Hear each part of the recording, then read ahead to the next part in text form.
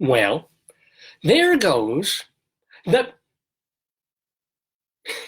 what do you think? Daverhood with me, Dave Lefkowitz, on this Saturday morning, February 15th, 2020, as we begin the 733rd episode of this podcastio, Facebookio, programmio of the stream. I changed that up too, just because it's the middle of winter and you kind of want to do different things. You kind of want to, move in sort of different directions this time of year. And so I'm already in the first 15 seconds of this program, changed up two items that I've fallen into a rut in, shall we say, that I do pretty much the same way week after week after week. Now, that's not to say that other aspects of this particular episode of Dave's Gone By won't fall into that very rut, because we have a very rut-filled episode of the show. It's going to be our typical standard old-fashioned Dave's Gone By. So it's going to be that mix of comedy and culture and weirdness and silliness and goofiness and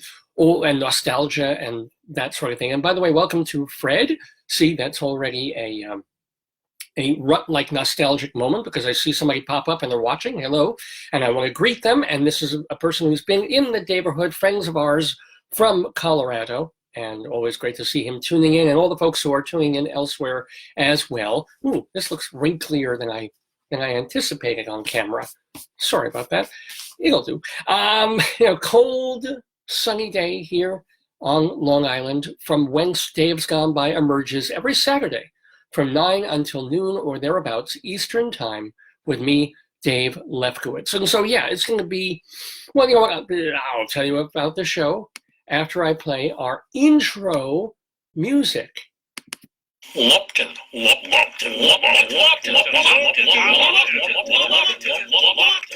See, that's there's another rut getting out of moment for the day. That is our Fort Lupton alert. I wouldn't call it music. It's our intro, our tag, whenever in Greeley Crimes and Old Times we have a story about Fort Lupton, Colorado. We don't, as far as I know, coming up on Greeley Crimes and Old Times today. I don't think we're going to venture at all to Fort Lupton. But I just thought, hey, why not play the Fort Lupton alert instead of our usual intro, which goes like this. Good morning, good morning, good morning. There goes the Daverhood. And there was much rejoicing.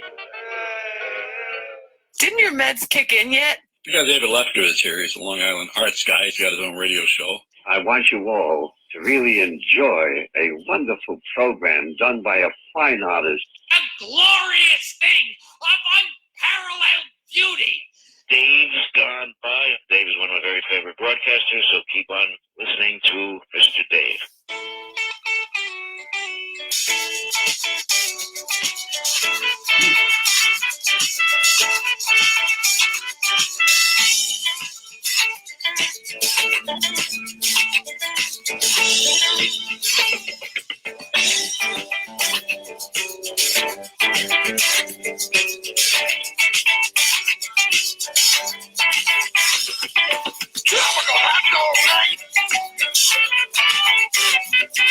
Two flamingos in a fruit fight. Every color of day.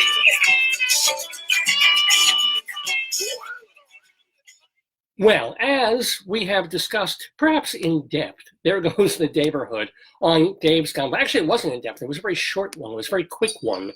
Should I perhaps do the long, regular one? There goes the day. No, I won't. No. There goes the Daverhood with me, Dave Lefkowitz, for brand new Dave's Gone By. Welcome to Brian and to Michael and all the other folks who are tuning in on this Saturday, February 15th, 2020. We're calling this the PRES release edition of the show, because I've been a theater critic and journalist for bunch of years, and I'm so used to seeing press releases. But since this is a 3-day weekend for a lot of us, a lot of folks in the workaday world, and we get Monday off, which actually is Washington's birthday.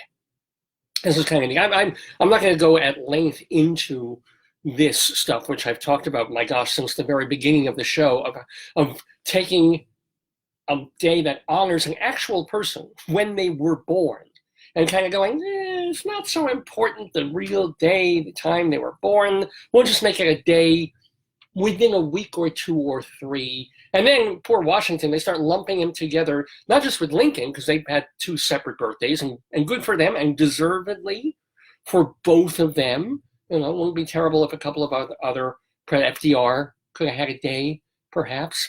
You know, depending on, there's a couple of other presidents who might have been worthy of that. Teddy, maybe. But point is like, first it was Washington, George Washington, founder of our country. You get a day. Everybody gets a work day off.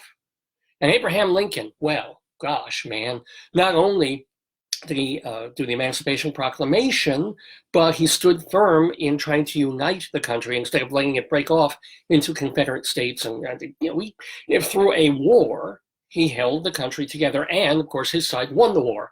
so the victors get the spoils, the victors get to write the history. So, you know, Lincoln had a day. And then, was there ever a point when they joined them for Washington Lincoln's birthday, like a hyphenate? Washlink's birthday, Lincolnton's birthday? Because now, of course, it's President's Day. And we should be celebrating the both of them, but I think people now conflate it with, well, pick your president. if you really, really loved Grover Cleveland, celebrate him this weekend. If you're a big fan of Clinton or Obama, go for it. If you're more of a Nixon and George W. Bush type, go ahead on this weekend, because it's President's Day. It's generic. It could honor future presidents. People actually on both sides of the political spectrum should spend this as a day, or maybe Monday, as a day of prayer and lighting candles to say, okay, it's President's Day. Let's light a candle in hope for the next president. Some people would be lighting it for Donald Trump, that he would get back in because they think he's doing a fine job with the economy and so forth. And other people are like, okay, let's light a candle for the Democratic contender, whoever that is, and that enough people vote for him or her that they can knock off the incumbent. So maybe it can become a day not just of memories of things past in a Proustian sense, but of like future President's Day, a hopeful day. Don't know if we can ever, anybody's ever really hopeful about future presidents, but there you go. And still, the cool thing is that this Monday, February 17th, is actually Washington's birthday. So it falls out in the original meaning of the sense, the original idea of the holiday is like, okay, here you go, George. It is actually your day. Lincoln, well, man, Lincoln was a week ago. Nobody cared. Abraham Lincoln, terribly important president, terribly moral person, wonderfully moral person. And yet, what was it? It was February 12th, was it? Okay, it used to mean something. Doesn't now, right? And if we have another truly, truly fabulous, great president in history, will they give that person another day? I'm not talking about good presidents like Bill Clinton and Obama, and to some extent Ronald Reagan, but I'm talking about, like, we get a great one. Will they also have to be lumped in? Let's say they save the world from the next giant terrorist attack, and we make friends with China, and as a matter of fact, we have such good luck making friends with China and the Middle East and Africa, that everybody's palsy, and we actually own some land there, and everybody's doing incredible cultural and economic deals, and there's peace, and then we can breathe the air because it's 10 times cleaner than it is right now, because this president and his staff and her staff have put in all these infrastructural ideas on how to save the planet, and you might give that next president, whoever that would be, this huge day. But it's like, no, another day off, and there's already so many things, and then the union has to fight for it. We'll just lump, I don't know, President Oprah. God, no. President, what's her name? Well, she couldn't be president anyway because she's not American, but what's that 17-year-old girl who's going to win like the Nobel for climate change, screaming about it? Her, and president in 20 years, and who knows? Who knows? Anyway, happy President's Day weekend to you all, which is why we're calling this episode of the show PRES Play, or I'm sorry, not PRES Play, PRES Release. I think we called one President's Day weekend years ago PRES play. This one is PRES release, because we're all released for 3 days, hopefully, from our workaday, from having tomorrow afternoon, even though there's no football or anything like that, knowing that Sunday at 4 o'clock in the afternoon is not the end. It isn't that moment the sun's starting to go down, right? If you're a sports person, you played your softball, you played your golf. If you're a kid, one hopes you got your homework done Friday night and you haven't had to worry about it. But you got to plan for the next day's assignment and get your stuff ready. Mom and dad have to get the lunches ready, picking the clothes for the work week and all of that. And it's one of those weekends, man, where Sunday at 4 o'clock doesn't mean Sunday, 4 o'clock. It's over, right? Old friend of mine used to say that he hated, and I think I've mentioned this on the show before, but that he hated the wonderful world of Disney on, I guess it was NBC, in living color. Who hates Disney? What child? What 8, 9, 10, 11-year-olds hates Disney? And the Davy Crockett show they used to do, and the Mouseketeers, and all the Mickey Mouse cartoons, and what have you. For gosh sakes, what a wonderful way to end the weekend than to tune in and see the big castle and Tinkerbell and blue. I mean, my TV was black and white, but he had color, and lots of kids had color, and it was this magical, wonderful world of cartoons and fun and educational stuff too, kids, on the wonderful world of Disney. Sunday nights, I guess it was 7 o'clock, but that's just deadly for a child, right? It's Disney's way of capping the weekend with this lovely, fun for the kids, nice little moment before they have to go off to sleep and start school the next day. But they don't realize that it's sort of this reminder alarm clock that as soon as you hear that Disney music, it's Pavlovian. It's like, oh no, weekend's over. It's all, I gotta be ready for tomorrow. It's all gotta be laid out. As soon as I watch this show, as soon as this hour-long show is over, and I wake up, and now I've got to deal with the math teacher that gives me C minuses, and the bully who's waiting for me, and this girl who won't look at me, and the lunchroom where I don't like the food, and schlepping and doing, and then having to do all this work, and right. Sunday, 7 o'clock, Sunday, 4 o'clock. But again, I repeat, not this weekend. And I think my mother told me that around here, the kids have the whole week off. I could be totally wrong about this, but in our neighborhood, the public school children get President's Week off, which is fantastic in one sense, that there's 3 more slots for dead presidents, or living ones, if you think about it. Because now, if you got a whole week, you got 5 days, 7 technically. You're gonna fit 7. You could honor Teddy, Abraham, George. I know them on a first name basis. Franklin, perhaps. Who is unbesmirched? Harry? Mm-hmm. John Quincy? Got to think about that. And also hold 1 or 2 slots open for presidents to be. And then you've got to wait at least, I would say, 30 years, 20 years after their death for it to, because living presidents, the history is too mutable and their legacy is too undefined. It may seem great when they're there and it turns out to be not so great, or vice versa. That may seem like having a terrible presidency, and then in retrospect, they're not nearly as bad as the person we have now. So hold a couple of slots open, but we can take 1 or 2, right? If these kids are getting President's Week, and then do they get spring break also? That's fab. I never got that. Well, I shouldn't say that. When I was a kid, for the first many years, I went to Hebrew school, full day, not like Sunday, 2 hours Hebrew school, but I'm talking, half a day, 5 days a week, and prayer on Saturdays, Hebrew English school. And so the real good part, we used to go from 8:30, 8 in the morning, whatever it was, until about 4:30 in the afternoon, day after day, 4 hours Hebrew, 4 hours English, and math and history, science, and that's right. And then like an hour in the miserable lunchroom. But what was I going to say about that? We did get extra time because it was a religious Jewish school. One of the rare good things about being Jewish is you really do have all those holidays. And then holidays that non-Jews don't even know about. man. I'm not just talking about Yom Kippur. Oh, big day, you're off. Go fast, go pray. Boom, bye.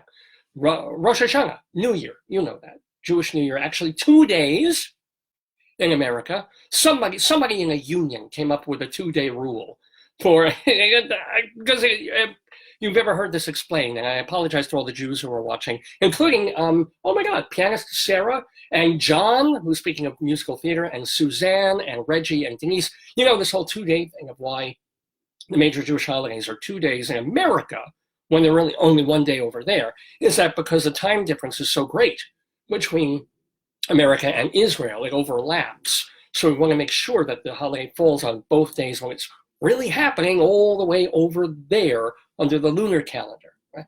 But so when you're Jews, you get these 2 days instead of 1, and you also get, like, when Passover rolls around, you just get the whole week. Man, no school wants to deal with having to kosherize everything for Passover for like the 4 days that the school would actually be open. So it's just like, okay, that's your spring break, Passover, and then Shavuos is there, Shavuot, it's a harvest, and getting the Torah holiday, and all this stuff, all these extra days that Jews get.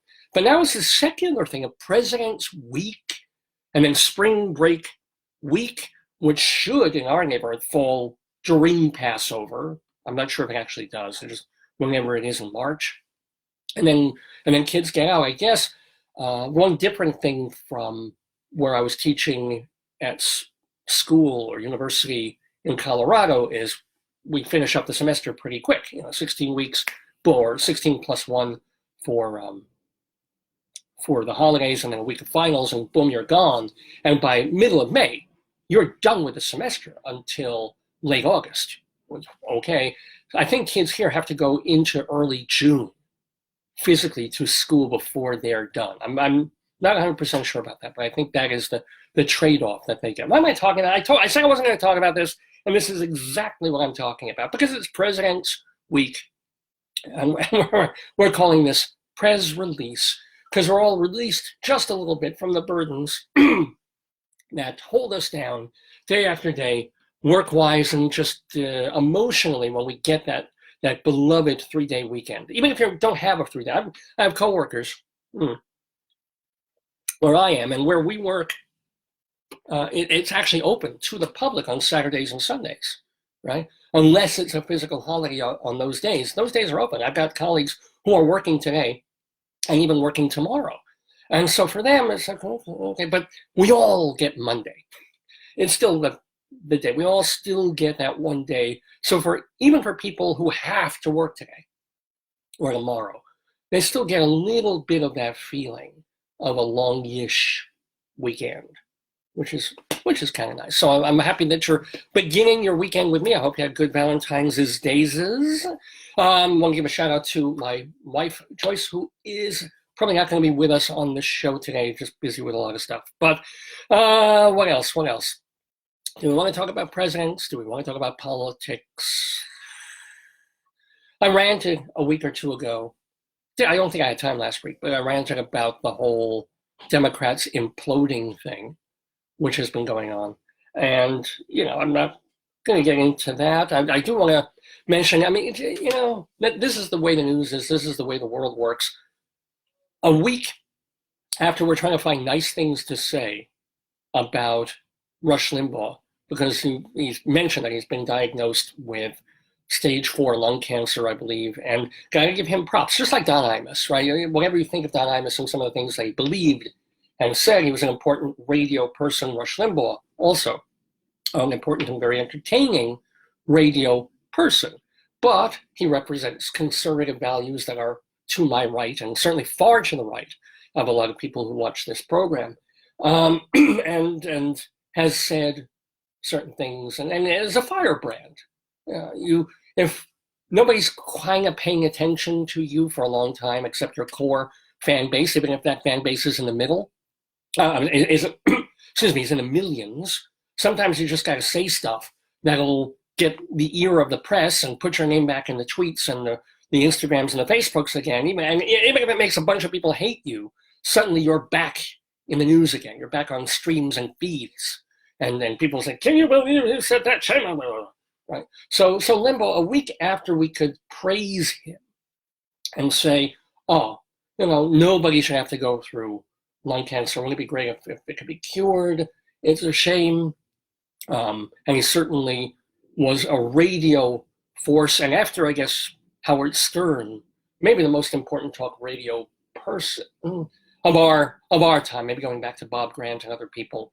There were more important folks than that. But, taking a little time to appreciate what he does and how he does it, and that very often he's an entertainer and humorist within the political framework. But mainly he's just trying to be interesting and kind of funny for 3-4 hours, whatever it is. So, okay. And then comes out with a statement. Or again, it may not even be a statement. It's just something he said. Out of the bazillion words that he said. And every broadcaster I know, from Stern to Imus to me, has paid for some stream of words that we have said out of the gajillions that we've spewed out over various airwaves during our careers. Not that this is much of a career, but you know what I'm saying. It's like you're saying a million things, 99.999% of them are inoffensive. A few of them are kind of offensive, and some of them escape from your mouth even before you realize that, yeah, that was too far, right? Because if you're an entertainer, you sometimes want to push the envelope. You sometimes want to go a little too far. You want to test the water. You want to dip your toe in the zeitgeist, as it were. And the only way to really do that is not just to say the things everybody's expecting you to say or hoping that you'll say, or to put a pretty bow on every one of your phrases and words and thought bubbles, and everybody going like, oh, that's nice. Yes, yeah. Most of the time you do want that. We all want validation. We all want, broadcasters all want that sense of out there love, even more than we necessarily want love from our direct loved ones. We sort of take that for granted, and we sort of don't even trust it. But at the same time, it's like, oh, you're a stranger. I do a radio show. Listen to it, watch it, love me, love me, love me. That becomes the most important thing in kind of a sad way. And we're like that. It's just the truth. So to do that, we want to keep people listening. We want to draw them in. And sometimes we want to draw them in by saying, oh, I'm going to say something. You're just going to nod and go, oh, you're the funniest, smartest, kindest person ever. I'm going to keep listening to you. And sometimes you just got to go, yeah, I'm talking. I'm talking. Listen to me. I have things to say. All right, let me say something that really pisses you off. So Rush Limbaugh apparently was either being interviewed or said on his show was talking about the surge of Pete Buttigieg, and I hope I'm pronouncing that right, and said that, again, he isn't necessarily speaking for himself. He is trying to test the political zeitgeist out there of America, and not just the America of the Beltway and of Southern California and of Chicago and New York. And his listenership's all over, right? He's saying, in his opinion, that it's going to be very tough for a big swath of Americans to accept Pete Buttigieg as president, standing at the podium at a ceremony or even at the swearing in, and then when it's done, turning to his spouse, I believe he's married, I don't think it's just a partner, and kissing his male spouse, his lover, his loved one, his partner, love of his life. That he's not saying there's anything wrong with that, by the way. And he's not even saying that he would be opposed to it, or that it would freak him out or turn him off. He is saying that there is still, in 2020, a portion, perhaps a big portion of the electorate, that would not want to be comfortable with it, would be so uncomfortable with that they would not vote for Pete Buttigieg for that reason, as opposed to Buttigieg being a Democrat, as opposed to Buttigieg being left on certain issues, although he seems, certainly more center than Bernie and Elizabeth Warren, right? But specifically for the gay factor and the out gay factor. what's his name, J. Edgar Hoover. He was in the whole time. Nobody minded. All these conservatives didn't mind him until news of him running around in heels and dresses leaked out of the White House. But yeah, man, it's so Limbaugh says this, and he openly espouses this opinion, which is, of course, going to get all the left-wing people, liberal and gays, of course, upset. Because how can Rush Limbaugh say this? Doesn't he know Stonewall was 1969 already? And doesn't he know that, we've made such strides? And hello, thanks to Barack Obama, we have gay marriage, which, by the way, Obama opposed for the first few years of his presidency, trying to assuage, I guess, a certain portion of his electorate. Because he thought, I'm a new president, right? I want to get some stuff done. People already won't trust me, won't like me because I'm black. And here, if I start doing a real liberal agenda, I'll never get the Republicans on board. His great mistake was ever thinking that Republicans would ever get on board with him at all for anything. He should have. He should have just said, you know what, unless it was a personal religious thing with him that he had to get over by listening to his conscience, by listening to the electorate and the smart people around him, by saying, come on, men could marry men, women could marry women. It hurts no one, and it makes people happy. Just do it. Could have done it within the first year of his presidency, but he held off because he put his finger to the wind and he said, I'm not going to test my presidency on this yet. Second term, he did. So Limbaugh is doing sort of the same litmus test, if you will, or thumb test. He's putting his finger to the wind and saying, okay, let me throw this out there. There's always going to be terrible homophobes. That's one thing. And nobody really wants their vote, even though they can vote. And then there's always going to be racists who would never vote for Obama or any black candidate, be it Cory Booker, be it Oprah Winfrey, be it wherever else is out there in the wings. Maxine Waters, God. But, there's forgetting them are the average housewife, house husband in middle America and in the South, even though everybody's got Netflix and now they can see all sorts of gays on the new Queer Eye, and they're in all sorts of miniseries and shows and sitcoms on TV, and it's been within the past few years an explosion, because it's been bottled up for so long, of these folks in entertainment and in the news, and an acceptance of that. But that trickles down slower perhaps than the TV studios and the movie studios like to think, right? Sometimes it seems foisted on the American public, and then there's a backlash, and then slowly, it's like, okay, enough time has passed that somehow what I wasn't okay with, or what my priest wasn't okay with 6 years ago, why not, right? So this is that litmus test. And if you think it's so mean what he said, or you think it's so wrong, I mean, the idea of it is wrong, that people would be offended by it, but just think how many people still did not vote for Hillary Clinton, not because they didn't like her, a lot of people didn't, not because they didn't trust her, a lot of people didn't, but what swath of the public was still not ready for a woman in the White House? Hillary is a tough case, because Hillary just she just didn't have that certain quality that another woman might have.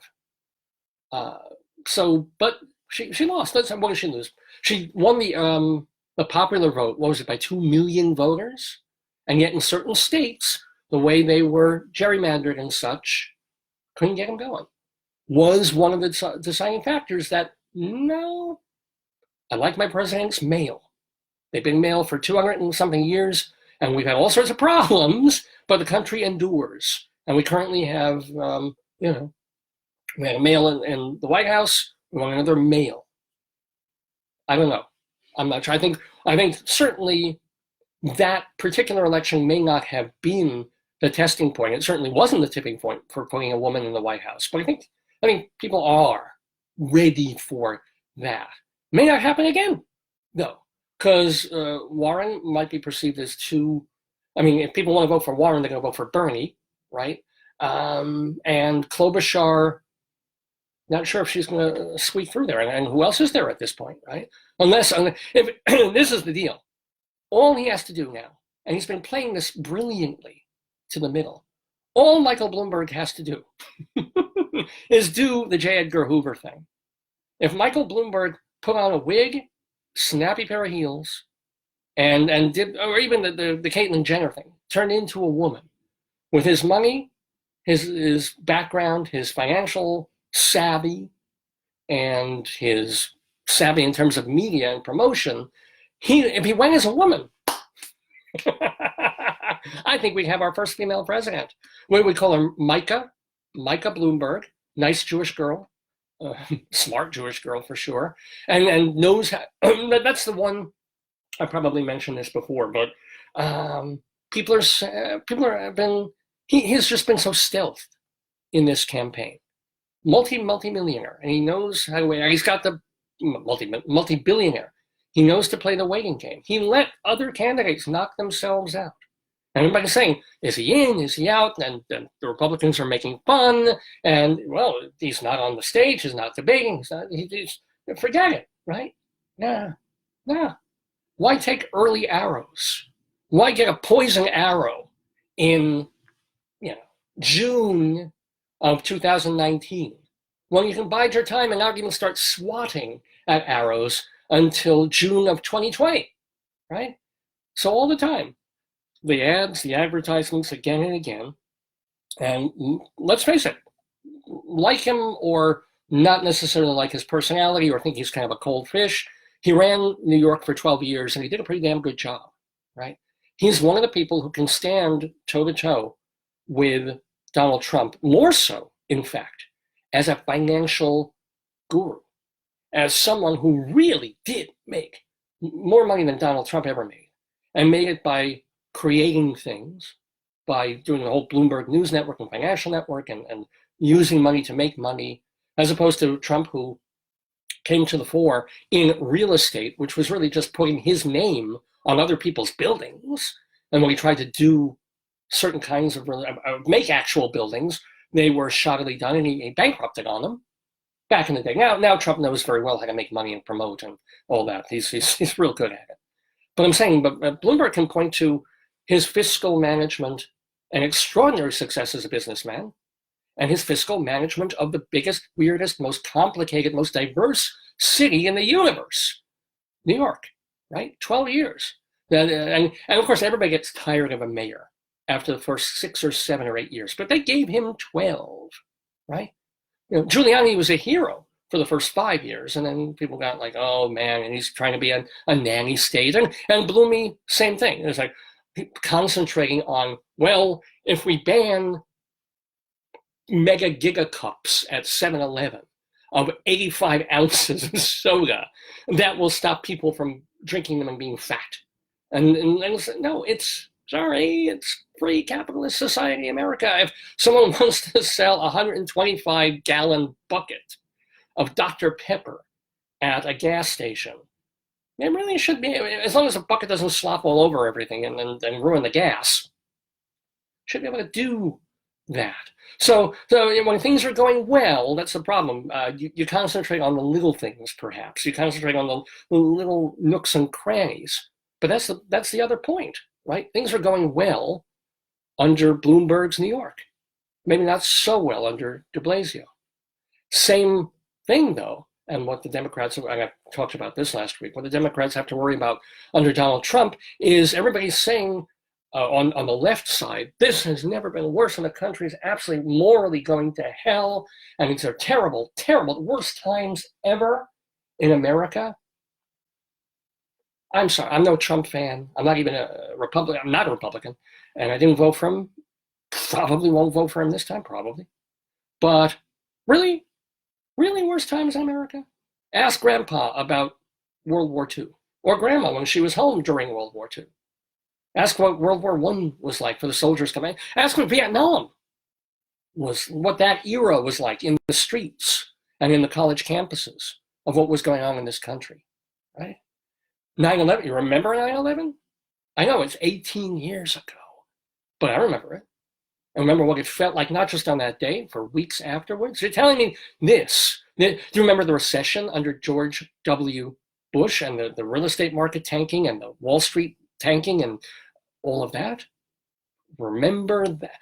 The problem that the Democrats face is things feel pretty good. If you were to ask people in January or February of 2002 what the most important thing for a president and the leaders of the free world to be dealing with, to be taking care of, what would they have said? They would have said safety, terrorism, and borders, quite honestly, because it would have been half a year after September 11th, and we were all absolutely traumatized and terrified and fighting already in Afghanistan, I think, right?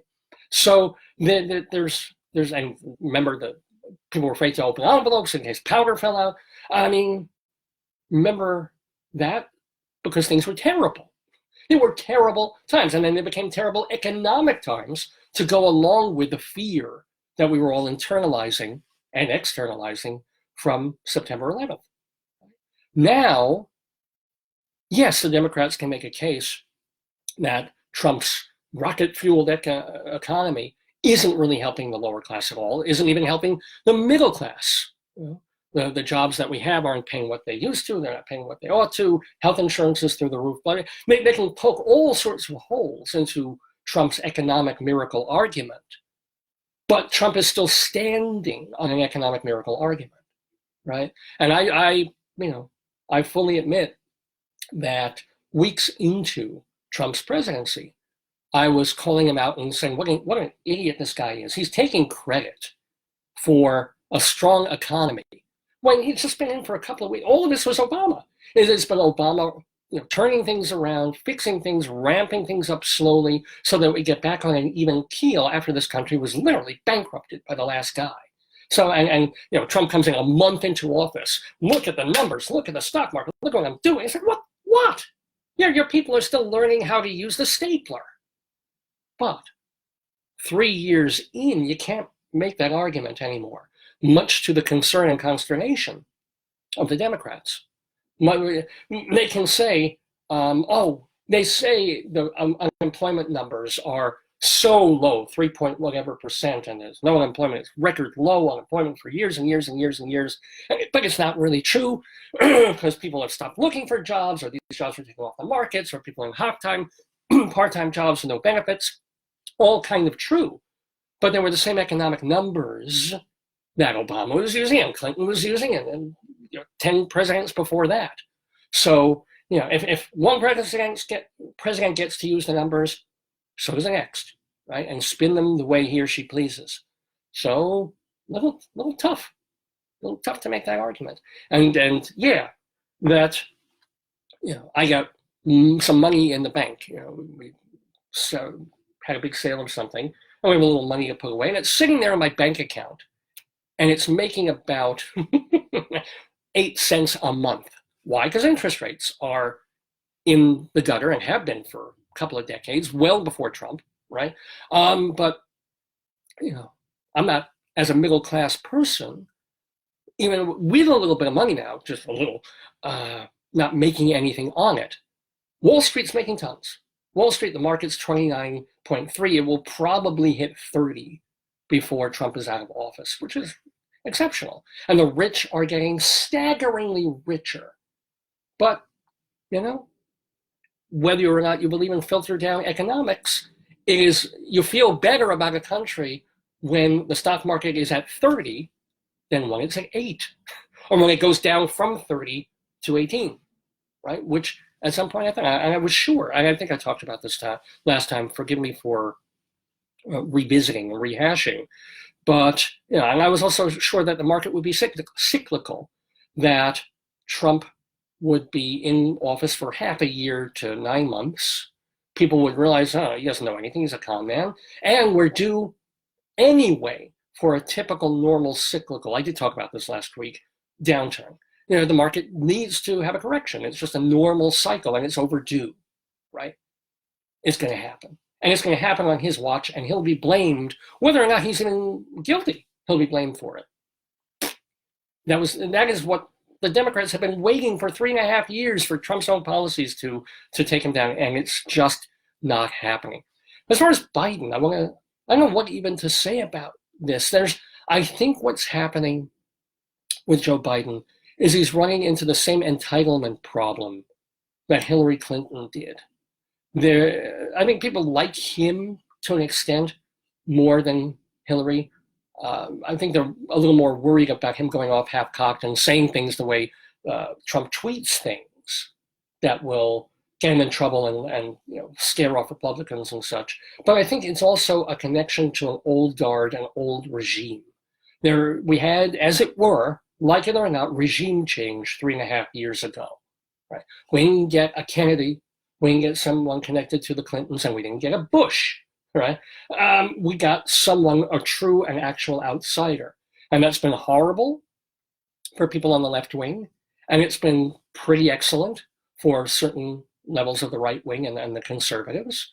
And so people are still saying, hey, okay, somebody else, somebody who hasn't been or touched the White House necessarily before, and under an administration that has such issues, as you will, even though the Clinton years were generally really good, still, he had the issues with women that we take more seriously now in our woke era, and he had the issues with Hillary and funding and all this sort of thing. So Biden is connected, like it or not, he's still connected to that old guard. I think people are really kind of wary of the old guard. I think that's working in Buttigieg's favor, and again, forgive me for that language.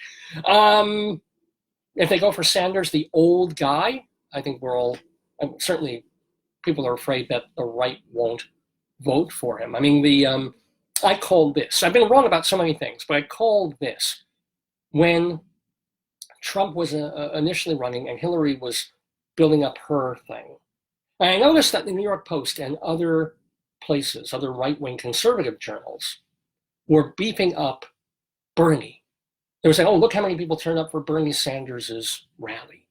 Look how great Bernie's doing. Look how he's encroaching on Hillary's thing. Oh, he's got new ideas. He's the closest person in terms of speaking his mind openly to Trump. And really made it sound like if they were Democrats, they would vote for Bernie Sanders.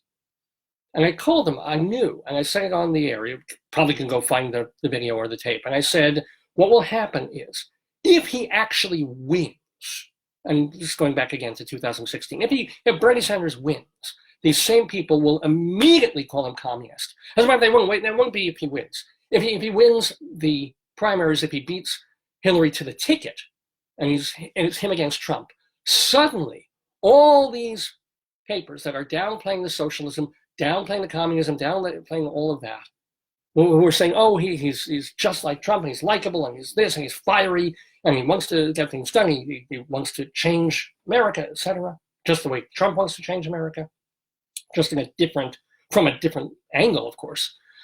These same papers, the next day, will say, oh, here comes the communist. They're saying it now, as he's rising, right? Here comes the terrible, terrible person who wants to make us like Russia in the 1960s, right? 1950s, and so forth.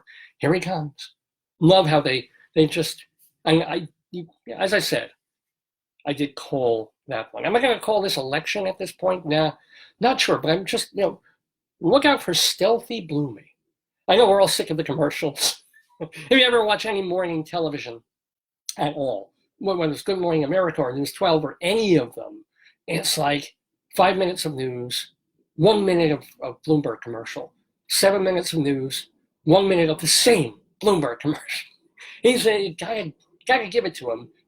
Although, of course, you also, at some point, you have to flip the channel, but just because. So I think I've made my point.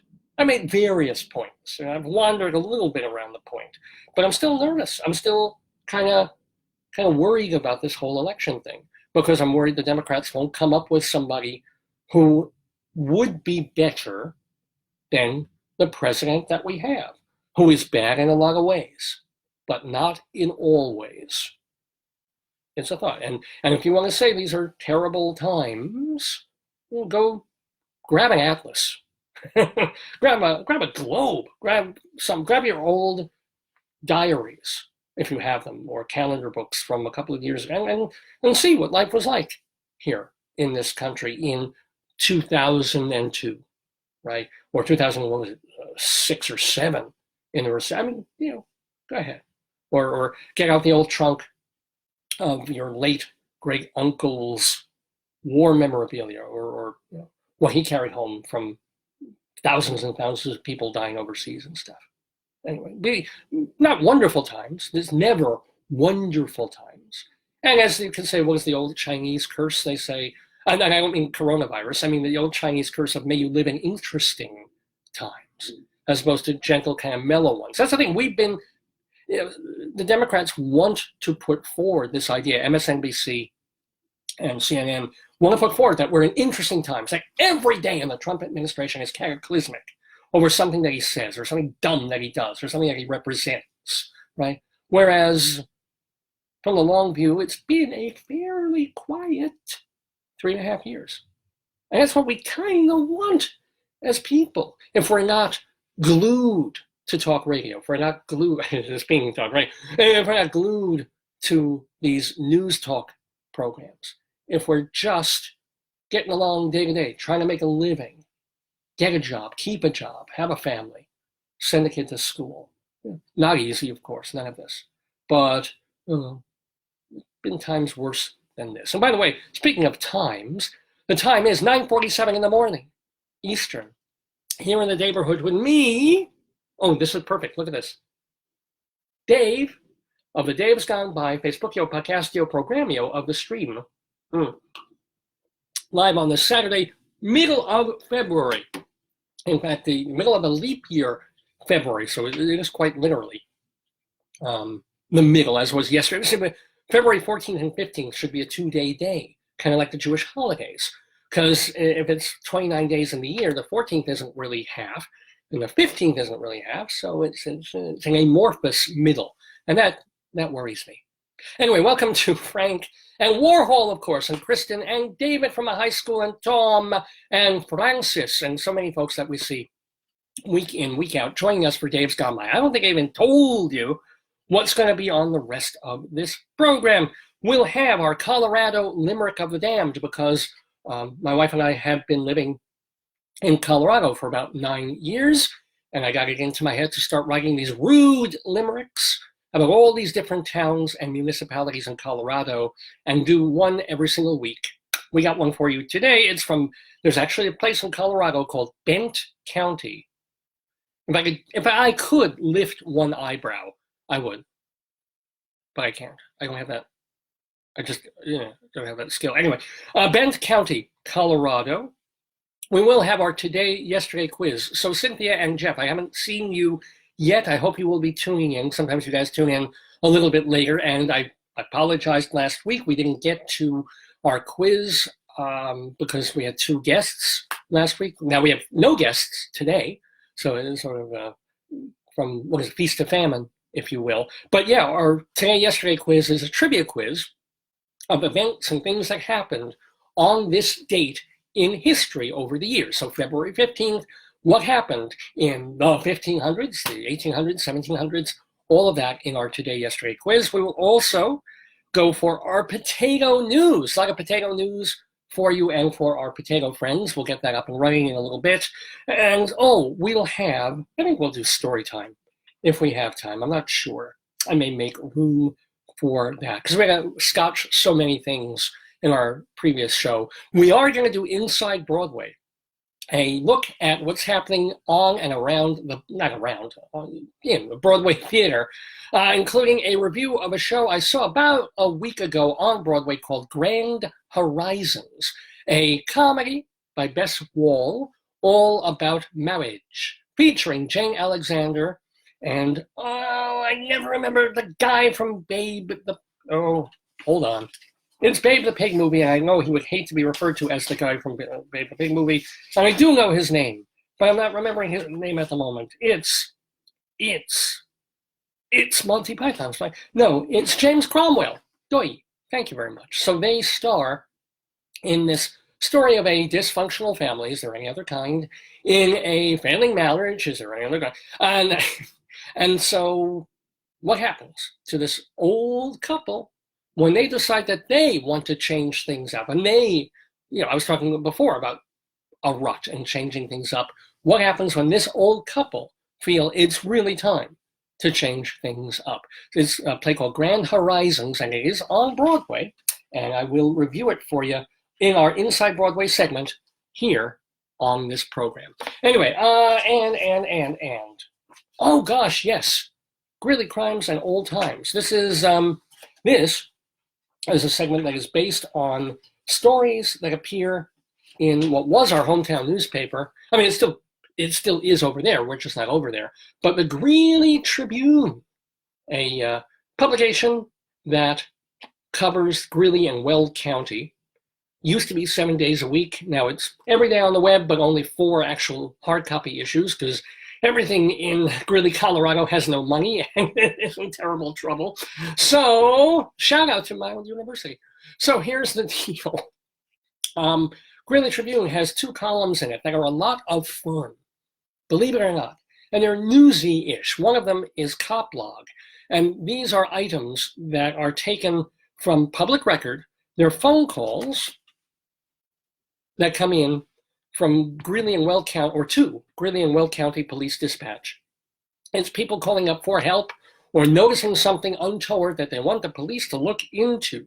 And so they call in these oddest reasons, and someone at the newspaper there, Joe Moylan, puts them together, the funniest, weirdest ones, and does a column called Cop Log. And I like to share those with you. And I mix those up with Greeley Crimes and Old Times. Now, this is a segment, or this is an article where our friend Mike Peters of the Greeley Tribune goes through the newspapers back in early 1920, 100 years ago, and looks for the most nostalgic, strangest, funniest, oddest stuff that was printed in the local papers back then. So it's kind of a fun segment to read in the papers and fun for me to share with you. We do call it, as I casually, serendipitously look for the music for it. I'm not going to change this up. I'm going to use our rock music for Greeley Crimes and Old Times.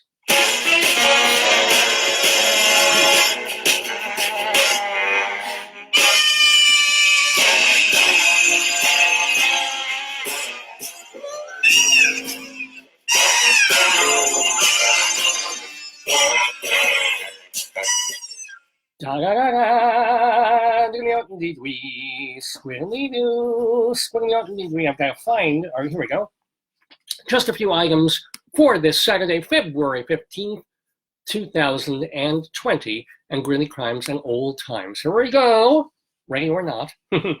Police responded to a grocery store on 10th Street. Remember, this is Greeley and Weld County. Back in Colorado. Police responded to a grocery store on 10th Street for a man yelling, quote, "I hope you die," to passersby. Caller said the man was also acting very strangely. Also? I don't know, I just love that sometimes one word makes the story for me. It's like, "I hope you die! I hope you die!" And he was also acting strangely. Interestingly put. Let's hear an old-timer. Well, this is actually, I don't want to do ads so early in this segment, but we do have an advertisement. Ladies and gentlemen, try some Great Western sheep powder for your sheep in this cold weather and see how it will straighten them out. What would it do? I mean, it's powder, right? I mean, sheep can be curvaceous if you're a really lonely farmer, but then you don't want to straighten them out, if you will. What is it? Maybe it could be. I wonder if it's a laxative and they're being kind of winky without saying that it's going to straighten out the internal stuff. I don't know, but it's Great Western sheep powder. Try getting a Kmart near you. Just go in and ask, right? Or go into Ben's Delicatessen. Say, before you change hands, before you sell, do you have any of that Great Western sheep powder in the back? And maybe they will, just perhaps. Oh, a couple of stories from recent times. As a matter of fact, this story happened at 1:30 in the morning that is important, about a week ago, 1:30 in the morning. A caller reported a man who entered a hospital on 16th Street and said he was there to change out the ATM. When asked for his credentials, the man left.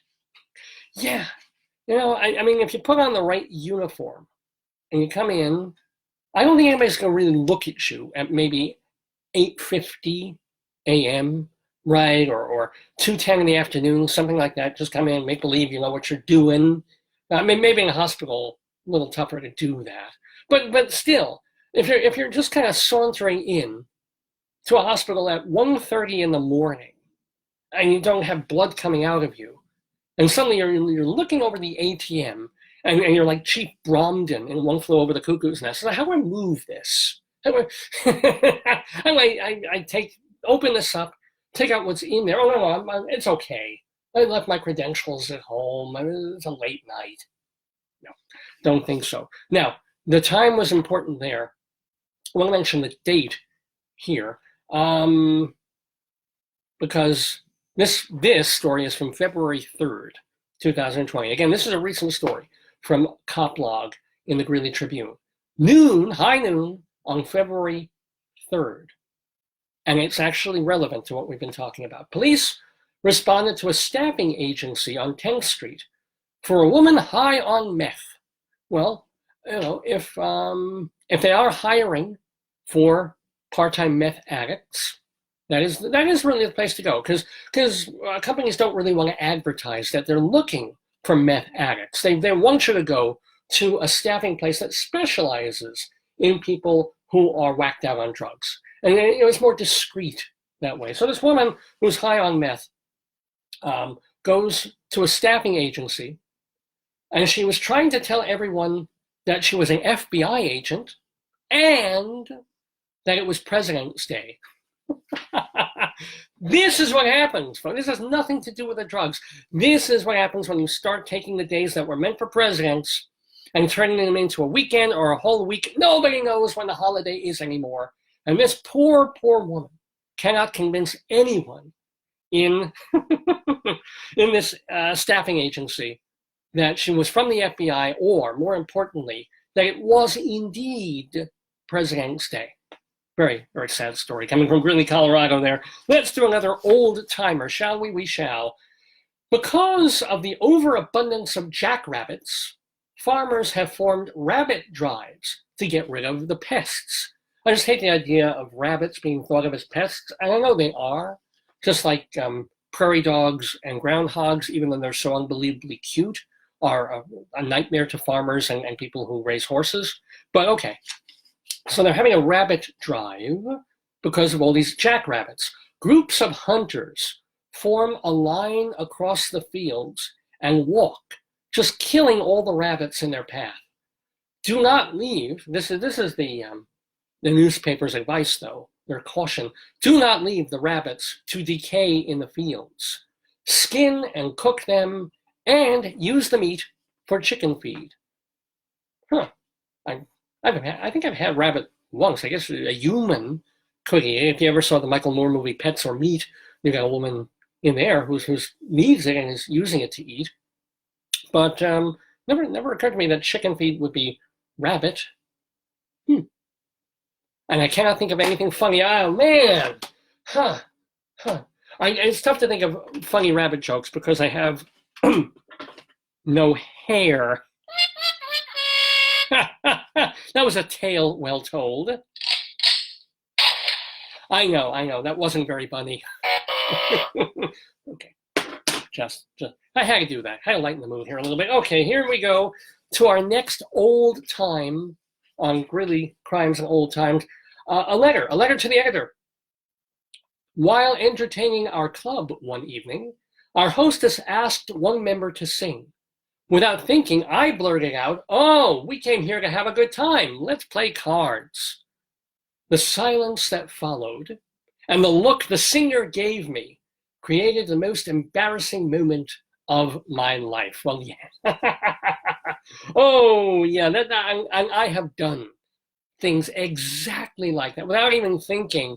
It's like, you're sitting there, you're having a nice time, and it's like, oh, someone says, and now perhaps we'll have a little bit of a song. And it's like, it's just, we're having fun, let's play cards. And you don't realize, it's like, oh, crap. So many times I have done things just like that. Anyway, we have a good morning greeting from Robert from my high school. Hello, and good morning to you and to all the folks who were tuning in before. I don't see all of you, but there's Francis and Tom and David and Kristen and Frank and Warhol and Sarah and John and Suzanne and Reggie and Denise and Michael and Brian and Fred and I can't see them all. But thanks for tuning in to this Facebookio, Podcastio, Programmio of the stream. It's called Dave's Gone By with me, Dave Lefkowitz. We do it every Saturday from 9 until noon Eastern time or thereabouts, right here on this Facebook page. It's 10:01 in the morning, if I forgot to mention that, Eastern time here in the Daverhood.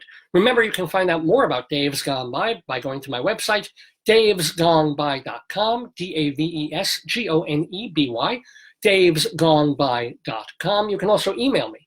Yes, nobody looks at email anymore, except at work. I guess everybody's now messaging, texting, Instagramming, WhatsApping, Facebookioing, but no, I'll take an email and I'll read them too. davesgoneby@AOL.com. Shows you how old I am. Like I still have an AOL account. davesgoneby@AOL.com. Or if you are watching this, of course, you've got the Facebook page.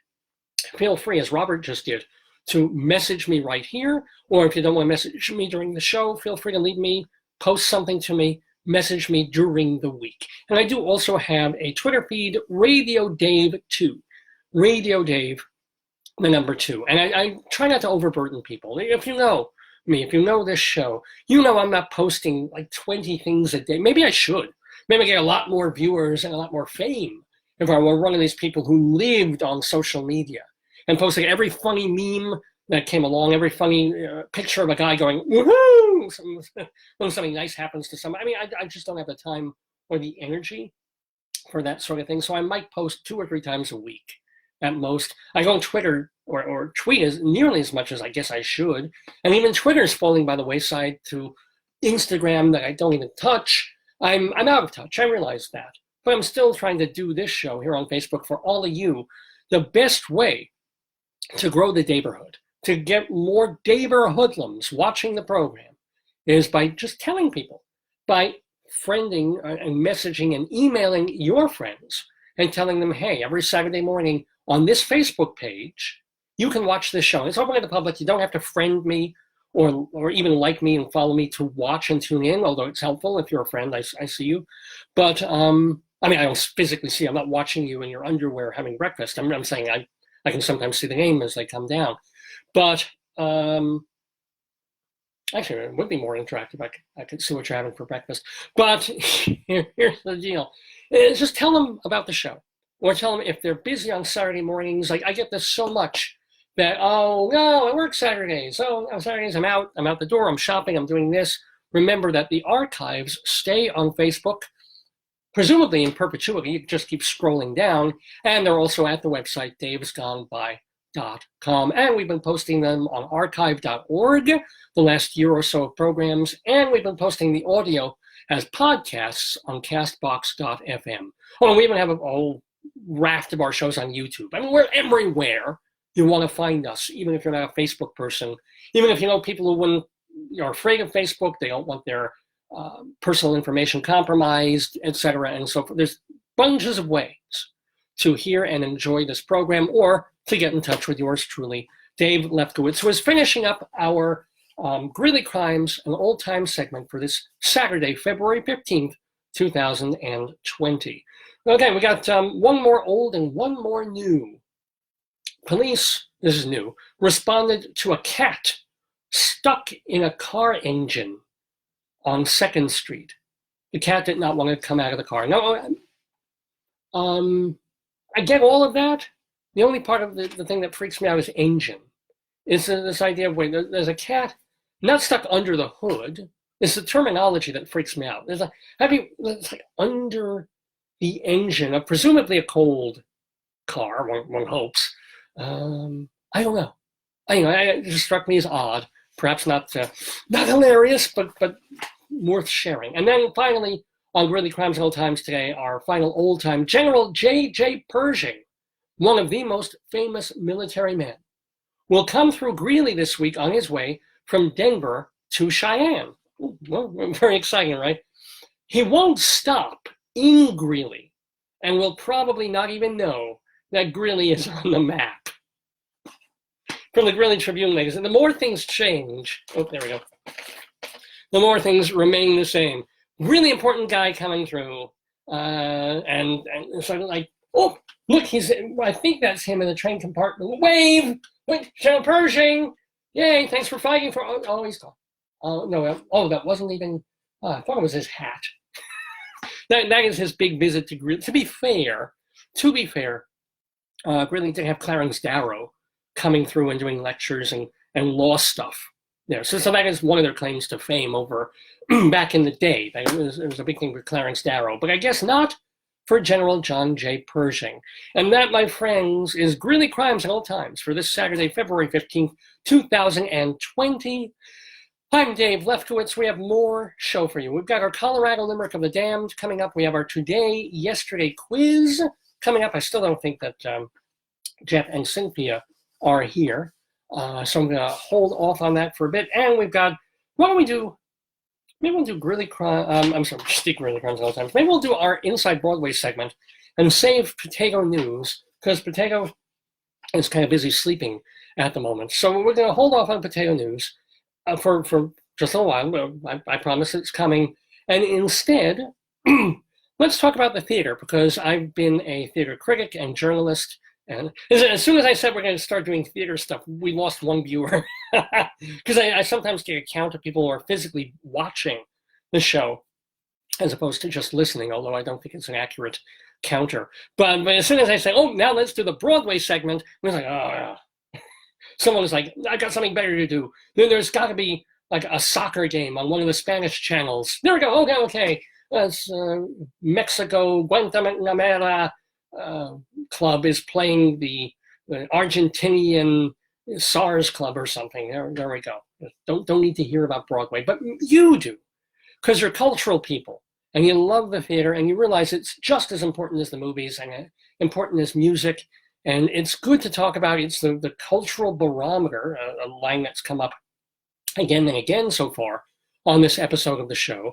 And so let us do, again, notice how I vamp, which is an appropriate musical term, by the way, but I vamp as we head towards Inside Broadway.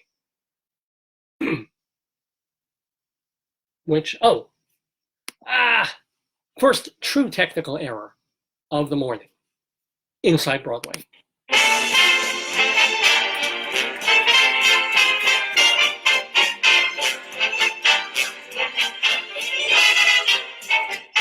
Inside Broadway, a look at theater on and off Broadway and beyond.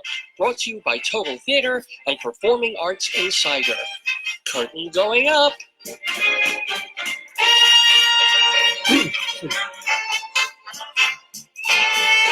Inside Broadway we go. Every Saturday here on Dave's Gone By. Not a huge time on Broadway. I don't know, things, it seemed like a real quiet week all over the place where I work.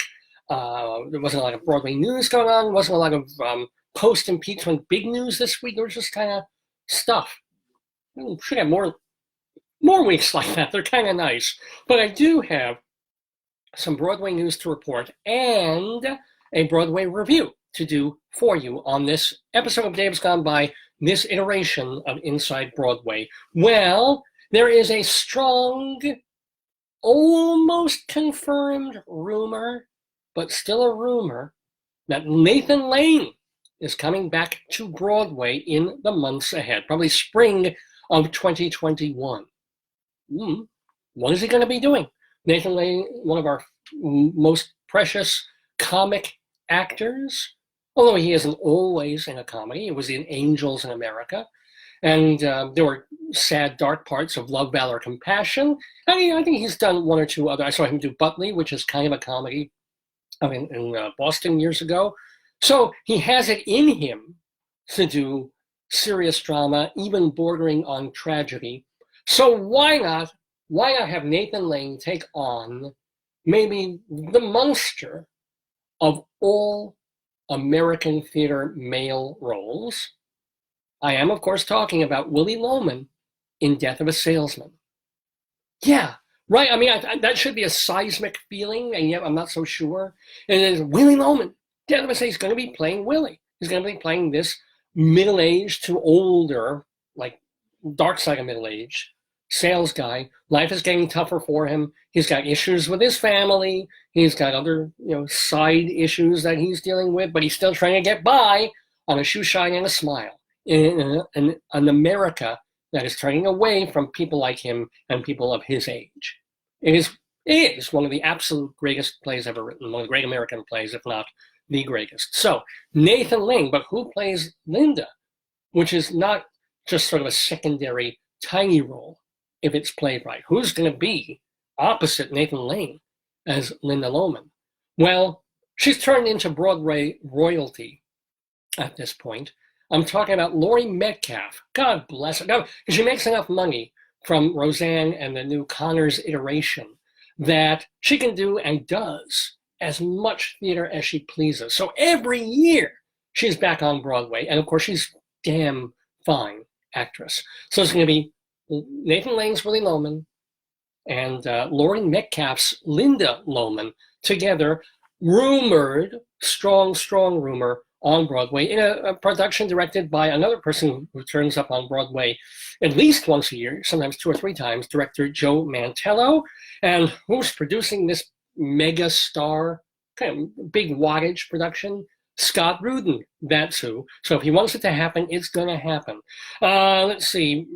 And the thing about Laurie Metcalf is before you even see her, presumably, in Death of a Salesman, you can go get to see her in Who's Afraid of Virginia Woolf right now. I think it's already started previews on Broadway. So she's tackling some of the great American women roles in theater. Should be real interesting to see.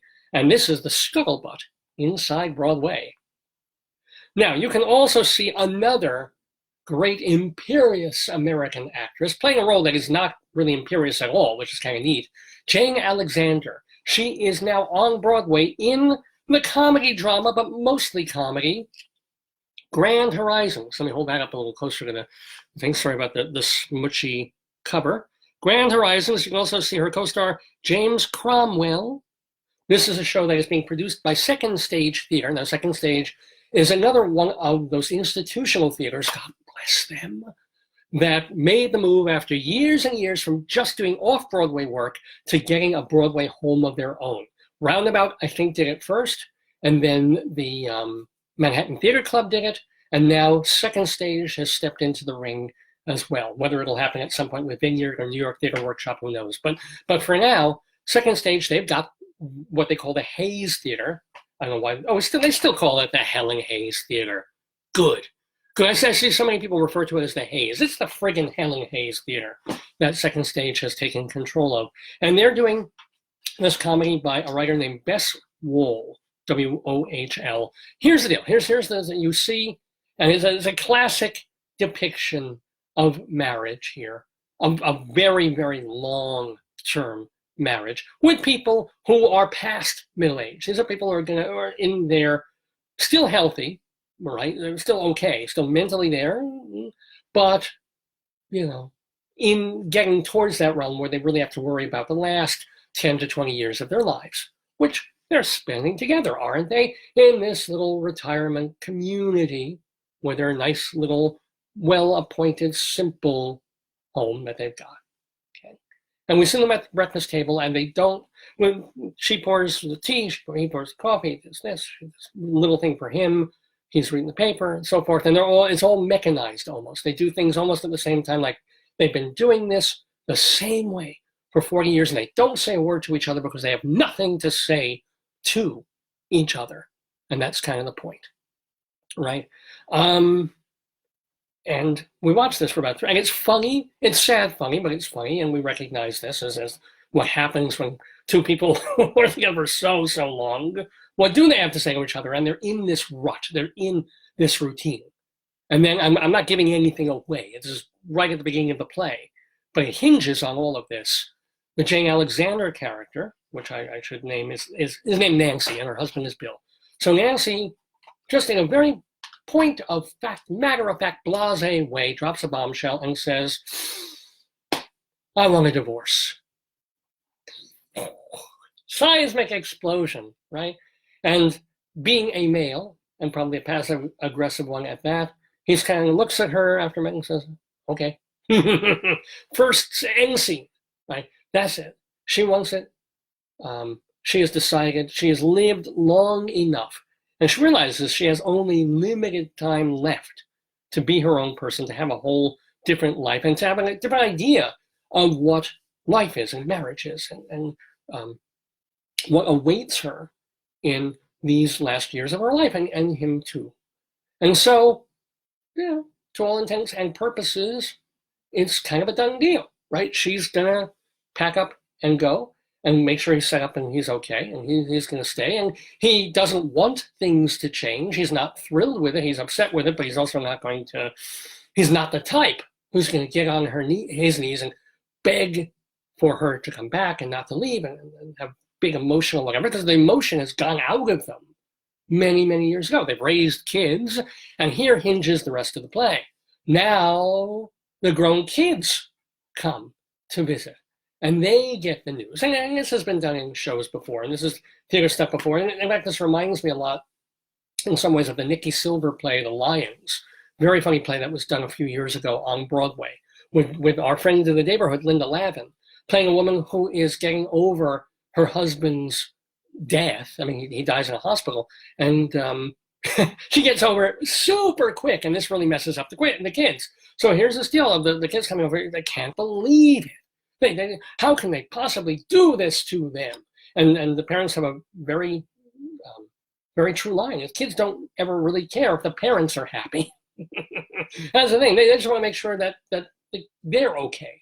But the parents, they don't actually have to be happy, right? It doesn't matter. So kids combine. Of course, they're trying to get them back together and make things nice between them. Meanwhile, now that, and really the point of the play, is that Nancy's gloves are off. Her blinkers are off. Her guards are off and down. She has been living in this kind of somnambulant zombie existence for so long that saying those words and making that break allows her to say, hell with it. I'm saying everything. I'm telling the truth, the whole truth, and nothing but the unvarnished truth. And the truths are, as in every marriage, there's problems and complications. That there was another person in her life whom she may have loved as much or even more than her husband. Did anything happen with that other person? And then you've got the husband, and he's in this retirement community. He's got kind of this empty, loveless marriage now. Has he been strained? Does he have secrets? And then the first act ends, it's a 2-act play. First act ends with a surprise I'm not going to tell you, that again changes things. And in the husband's way, he sort of is trying to get her back in the strangest way possible.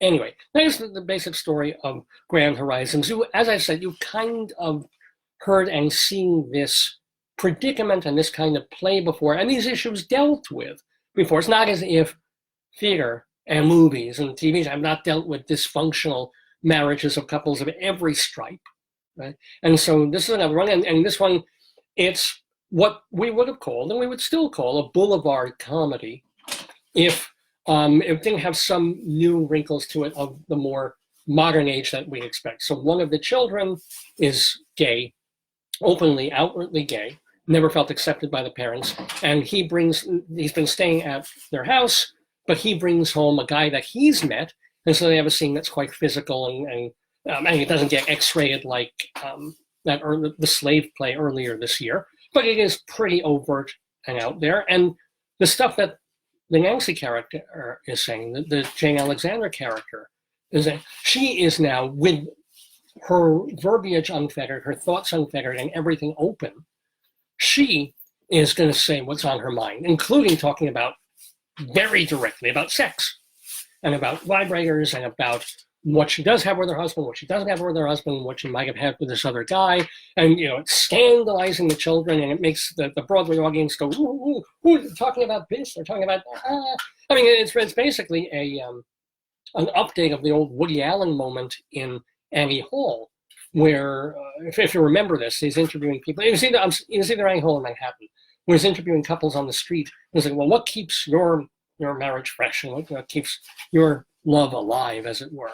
And he finds, of course, the most mundane, passive, po-faced, middle-aged Jewish couple. And I forget what it is. I think it's the man who says, this little old bald guy who says, we use a large vibrating egg. And he has this big laugh. And really, Bess Wall is doing the same exact joke for 2 hours in this play, Grand Horizons.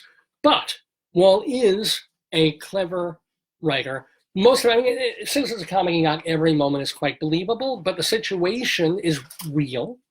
And the issues that they're dealing with and grappling with are true and are believable. And this idea of saying what really is on your mind and reaching a certain stage in life where there's no point anymore in putting up barriers. There's no point anymore in making believe. There's no point anymore in just saying everything's okay, and we'll just play this out to the end. We'll just see where it goes. So, is it worth seeing Grand Horizons? I can't say run out and see, because it's kind of funny. It's amusing in points. Jane Alexander is marvelous. She's a marvelous actress. I think it would be a lot funnier, as fine an actor as James Cromwell is. I don't see him as a natural comedian. Well, hold on one moment, please. Something happened. Oh, yeah. James Cromwell is, we saw him in Babe, we saw him in a bunch of movies. He's very fine, very believable as the husband. But I also think if they start doing this show in regional theaters, and certainly now they will, because it's got a Broadway perch, and it's gotten some very good reviews, and audiences like it. It's an enjoyable show in that boulevard comedy sort of a way. And when they do it, they start casting people who are a bit funnier, more over. If Nathan Lane were in the show, it would be much, much funnier than it is, and probably no less real. Not to take anything away from James Cromwell as an actor, and Michael Urie is actually the funniest, most lively person on stage in the show, as he tends to be these days. He plays the gay son who comes home, and he's fighting with his brother because they've always battled for attention, and one of them was the kid who always tried to do well and look after his younger kid and was successful in business. And the other one is just this teacher who is, and this gets a lot of laughs, of doing, I think it's a Eugene O'Neill play with 200 students, because he doesn't want to disappoint any of the students or their parents. So any kid that comes out to try out for the musical, he's a theater teacher, or try out for the play, he casts.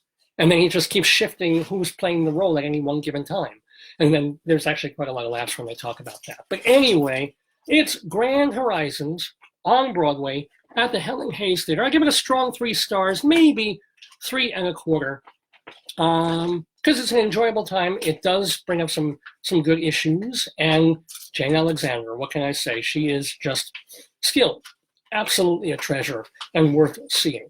So we're doing our Inside Broadway segment here on Dave's Gone By. I want to remind you that one way we're able to do this segment is through the auspices of this very fine journal, Performing Arts Insider, the Bible of Broadway. Since 1944, this magazine has told people in the entertainment industry everything they need to know about every show on, off, and off Broadway. So if you start paging through it, you get a big old guide to the Broadway season all on one page, all the shows that are playing or about to open.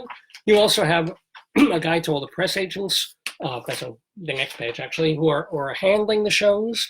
These are the folks that you want to get in touch with if you want to get in touch with people who are in the shows or who worked on or designed the shows. Those are the press agents. Then you've got Broadway theaters and their tenants. This is a list of every single theater on Broadway, the address, which company owns it, whether it's Drew Jamson or Nederlander or Second Stage, and how many seats it has. Again, look how convenient and handy this information is. And comes to you hard copy every month, 12 times a year. And now, of course, the the real meat of the magazine, day by day on Broadway, all the shows that are currently running, about to open or close and start previews, one by one, chronologically, what the shows are, where they're playing, who represents them. For example, today is February 15th, 2020. If I look on our chronological list, I can tell you that, oh my God, it's a lot of them. Opening today is a revival off Broadway of the important English play Look Back in Anger that is happening at the Gene Frankel Theater.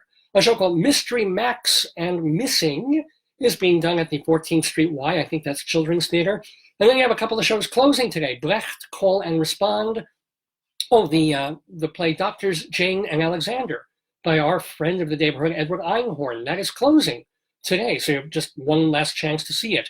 And then a show called 17 Minutes is closing at the Barrow Group. Just by looking at this page, I was able to tell you all that. We also have our rumors section of shows that may or may not be coming to Broadway. For example, the Death of a Salesman I just told you about with Nathan Lane. And then we really get to the heart of the magazine, our guide to all the Broadway shows currently running, going to be opening in the months and years ahead, confirmed. And then we also have, and do this for off-Broadway too, and off. No other place you can find this information, that every single show that's going to be opening or is open off or off Broadway is comprehensively listed. Well, that's even our New York State Regional Theater section that we have. So it's a full cornucopia of Broadway and New York theater information, even, and this is our February issue, look at that, our guide to awards and special events in theater.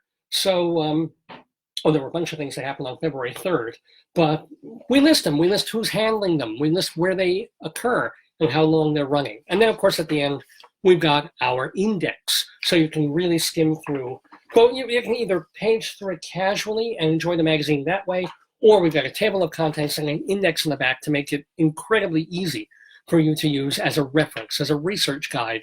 Everybody who is in the entertainment industry needs to be subscribing to Performing Arts Insider. How do you do it?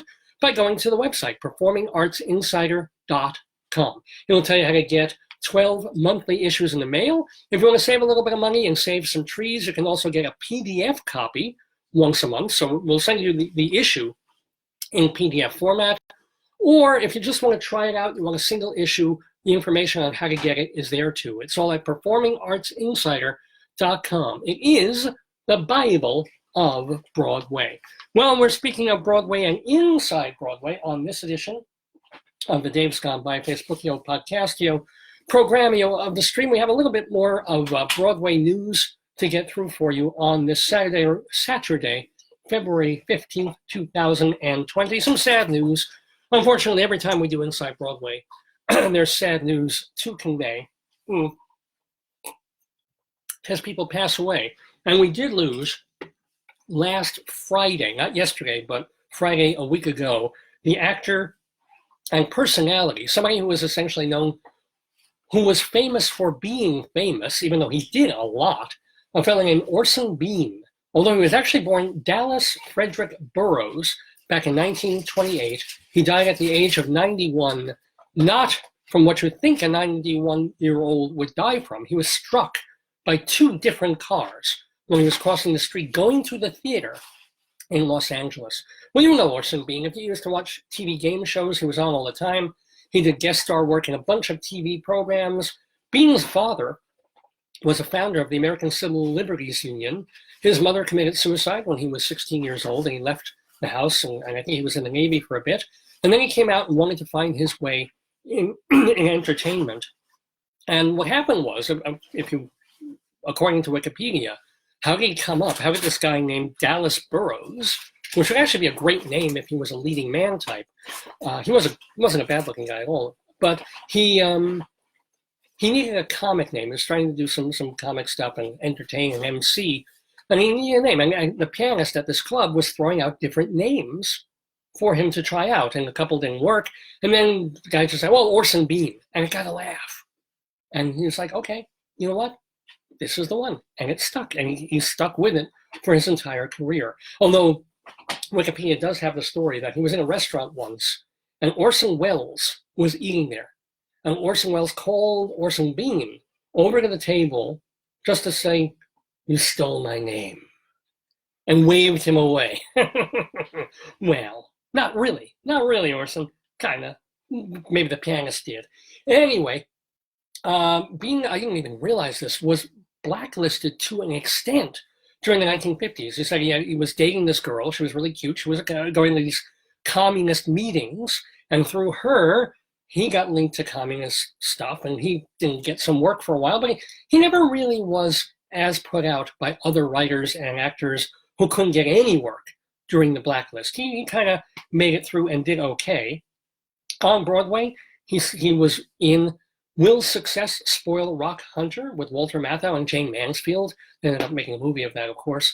And then he got a Tony nomination in 1961 for Subways Are for Sleeping. Not quite a hit, but he was Tony nommed for that. He was also in a hit comedy called Never Too Late on Broadway. Off Broadway, he produced a show called Home Movies that the show itself won an Obie Award.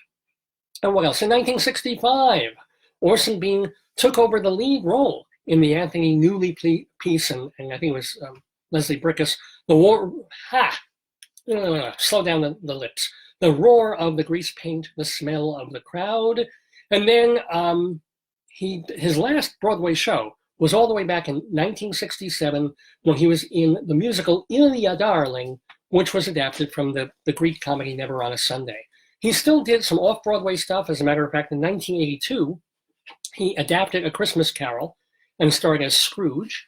And this was off-Broadway. And then basically from the 60s on, he did most of his acting and most of his theater work in California. In fact, he was very much connected and a mainstay of the Pacific Resident Theater in Venice, California. And how did he pay for that? Well, he did a lot of TV stuff and he did a lot of game shows, as we said.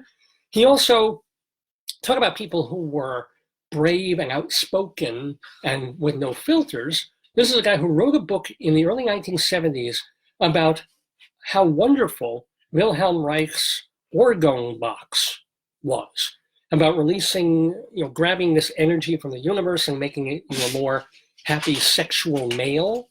And the book was named Me and the Orgone. I remember actually it coming out and being really intrigued, not only by that name and whatever the hell an orgone box was, but that the author's name was Orson Bean.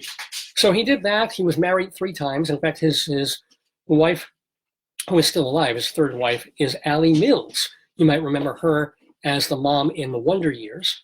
And he became, for better or worse, more conservative as the years went on. He was actually kind of a Reagan Trumpite in his later years.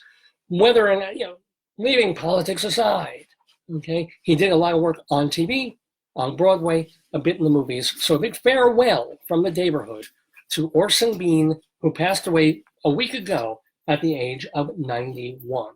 Well, speaking of things that are going away and leaving us on Broadway, this is your last chance to catch David Byrne's show, American Utopia. It is at the Hudson Theater on Broadway. I reviewed it here a couple of weeks ago. It's a bit more than just, David Byrne in concert, because he's got musicians who are backing him live on stage and wearing the same uniforms and marching various choreographed formations by the choreographer Annie B. Parsons. It's lively, and Byrne makes the point, a very strong point in the show, saying there's no pre-recorded music here. There is nothing that is sweetened off stage, nothing that was done digitally. Every person you hear on stage, every note you hear, every sound, every percussive sound that we'll be making in this show, you're going to be watching, you're going to be seeing exactly who's doing it and when. And he in fact, in one tune, he brings in instrument after instrument to bring them all in and prove and say, here, this great giant rock and roll funky sound that you're hearing is being made by these people on stage and by me. It is a very lively, fun show. And if you love Talking Heads music, he's not just doing David Byrne solo stuff. He's doing Talking Heads. So it's American Utopia. If you don't get to see it on Broadway today or tomorrow, Spike Lee is going to film it and he's filming it with the audience, with the crowd, so you'll get that live theater experience. And we also reported, I think, a week or two ago that the show is in the black, that it is actually a hit. So congratulations to David Byrne. American Utopia closing on Broadway tomorrow at the Hudson Theater. Well, that will take us out of our Inside Broadway segment for today, February 15th, 2020. We have much more to do in the Daverhood, so let's ease out of the Broadway Theater, and I'll ease into my potato costume, because we have potato news coming up in just a moment or two or three. It's the famous gay white way, where the night is bright as day. Ain't Broadway grand? It's not just a thoroughfare, it's a tingle in the air. Ain't Broadway grand? It's excitement, it's romance, it's all fun and song and dance. This wonderland, you can be a millionaire quicker here than anywhere. Ain't Broadway grand? You audition very well, you're in great form, you can tell.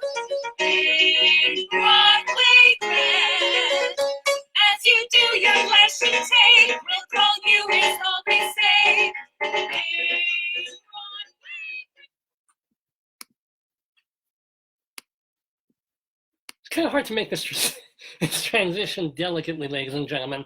Yes, Broadway is grand, but you know what's also grand? Potatoes. Potatoes are grand, ladies and gentlemen. They're glorious, they're grand. And they wait with bated breath, or I guess we would say tated breath, every week for this segment that we call Potato News. Because, you know, I talk politics, I talk all other stuff, and we do news from the regular newspaper, the Greeley Tribune. We talk about entertainment news and theater news. Where is the news, ladies and gentlemen, for potatoes? Well, every couple of weeks, we like to share that with you and with them in our Potato News segment.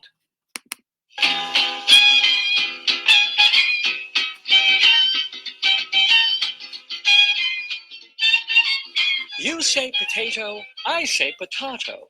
Let's call the whole thing Potato News.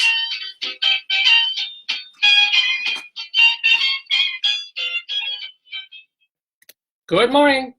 This is Spudward R. Murrow with the Potato News for this Saturday, February 15th, 2020. If I could just see through my newscaster's outfit here. Very well, this. Oh, this is even, oh, there we go. There we go. Apologies, folks. Heinz has a new saucy sauce, and they're calling it Honey Racha. It combines honey and sriracha for a sweet and spicy flavor. They advertised it on the Super Bowl by telling 4 stories at the same time in the Super Bowl spot. The idea being to get people interested in re-watching the ad, as if we wouldn't anyway. A 15-second teaser that was released showed glimpses of the 4 scenes: a red-wigged clown sitting in a diner booth, a Star Trek spoof, along with a giant dog, a dining room that seemed to be pulled from the Clue game, and a strange planet with a sign featuring the number 57 turned upside down. Well, that planet has a lot of varieties, ladies and gentlemen. Each scene has one thing in common: a bottle of Heinz. Said brand builder Dahlia Adler of the Kraft Heinz Company. Fans should be ready to hit rewind. Indeed. More potato news, and now it's time for our brand new and already incredibly popular segment, The Chup Chef. The VulgarChef.com has come up with an incredibly classy idea: deep fried ketchup. Says the blogger, quote, "There aren't many things I'm proud of. NyQuil Jello, my children, and deep fried ketchup top the list." Not much going on here other than deliciousness. In order to deep fry ketchup, you first have to Jello ketchup. Now you could honestly stop right there and just enjoy ketchup Jello, and I have, but that's not how I roll. This is the blogger talking from VulgarChef.com, a video on the website shows an unseen man's hands pouring ketchup into a dish, mixing it with Knox gelatin, and then making jello-y ice cubes out of it. He then rolls out the cubes in flour, egg mixture, and herby breadcrumbs. Into the fryer they go, where they come out crispy and crunchy and filled with a gooey ketchup center. Make dozens, because you will need them daily.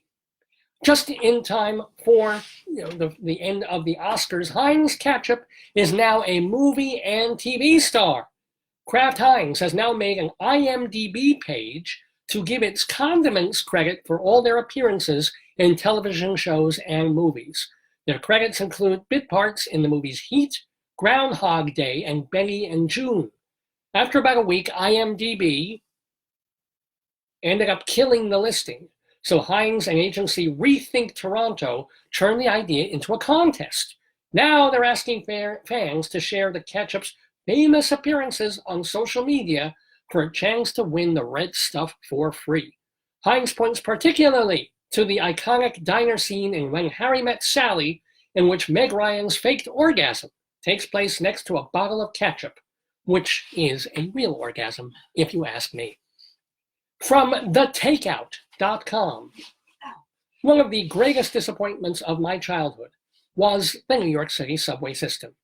Getting to use the subway meant freedom, a magical system of underground tubes that could take me to a million adventures. This is, again, the writer from thetakeout.com saying this. And then, at last, my first day of high school, the day came where, by myself, I boarded the R train in Brooklyn. By the third stop, I was over everything. The random delays, the lack of ventilation, the overcrowding, and, most of all, terrible people who ride with you, like this guy. A strap hanger on an A train last week pulled a bottle of ketchup from his bag and squirted a perimeter on the car floor to keep folks from taking the seat next to him. Now, I can understand wanting personal space, but the subway ain't the place. And I admire the moxie it takes to actually carry a bottle of ketchup around in your bag for the express purpose of pissing people off. But seriously? Ketchup?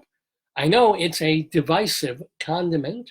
The opinions expressed by thetakeout.com do not represent those expressed here in Potato News. Ketchup is not divisive at all. But this person is saying he personally loathes ketchup on hot dogs, but adores it on, well, take the baby spuds out of the room. He adores it on fries. But is it really appropriate to use as a human repellent? I have no problem crossing a ketchup boundary. In fact, I would intentionally cross a ketchup boundary just to ruin this guy's moment, because he should know, as should any New Yorker who's gotten excited that they found an empty subway car only to discover the horror of why it was empty in the first place. He should know that the best way to keep your personal space is peeing your pants while screaming about Jesus. Ketchup will never be able to compete with that. Well, it's time for today's Potato drawing numbers in Potato Lottery. 15, Potato, Arkansas, 30, 527, 30, 528, H.L. Mencken, Sailboat. And we're going to run through those one more time if you're holding up your cards and your implements. 15, Potato, Arkansas, 30, 527, 30, 528, H.L. Mencken, Sailboat. Good luck to all of you. This has been Spudward R. Murrow with the Potato News. Good night and good growth. This is the potato song, man. The most beautiful song in the entire world. Potatoes are so beautiful to me. I love potatoes. I can put ketchup on them, eat them at McDonald's. I love potatoes. They're normally brown outside. Potatoes are really good. I feed children like I should because they like them a little bit too, even though I force feed them. I love potatoes. I love potatoes. They are so tasty to me. I'll never get sick of them. I love potatoes. I love. Funny how that song actually feels endless, even though you heard literally just over a minute of it. And no, that is not me. That is something I found on YouTube, ladies and gentlemen. Potato Song, in case you haven't guessed. That's what it's called. We would have played Cheryl Wheeler's classic Potato Song, but of course that one has copyright issues. This, for good reason, does not. Anyway, you are watching the Dave's Gone By Facebook, podcast, program, of the stream with me, Dave, and Potato. Hello. Did you enjoy Potato News? Oh gosh, yes. And if anybody wants to put a ketchup perimeter around me, oh boy, I just lick my way out of it. Okay, there's nothing sick about that, and yet there's something totally wrong with that too. Thank you, Potato. By the way, welcome to Jeff and Jeffrey, two different people, and Karen and Claudia from my high school, and Steve and Glenn, and I'm Cynthia and Jeff. Are you there? Because I'm going to hold off as long as I can in doing our Today-Yesterday quiz, but we do have the Today-Yesterday quiz coming up along with our Colorado Limerick of the Damned here on Dave's Gone By on this Saturday, February 15th, 2020.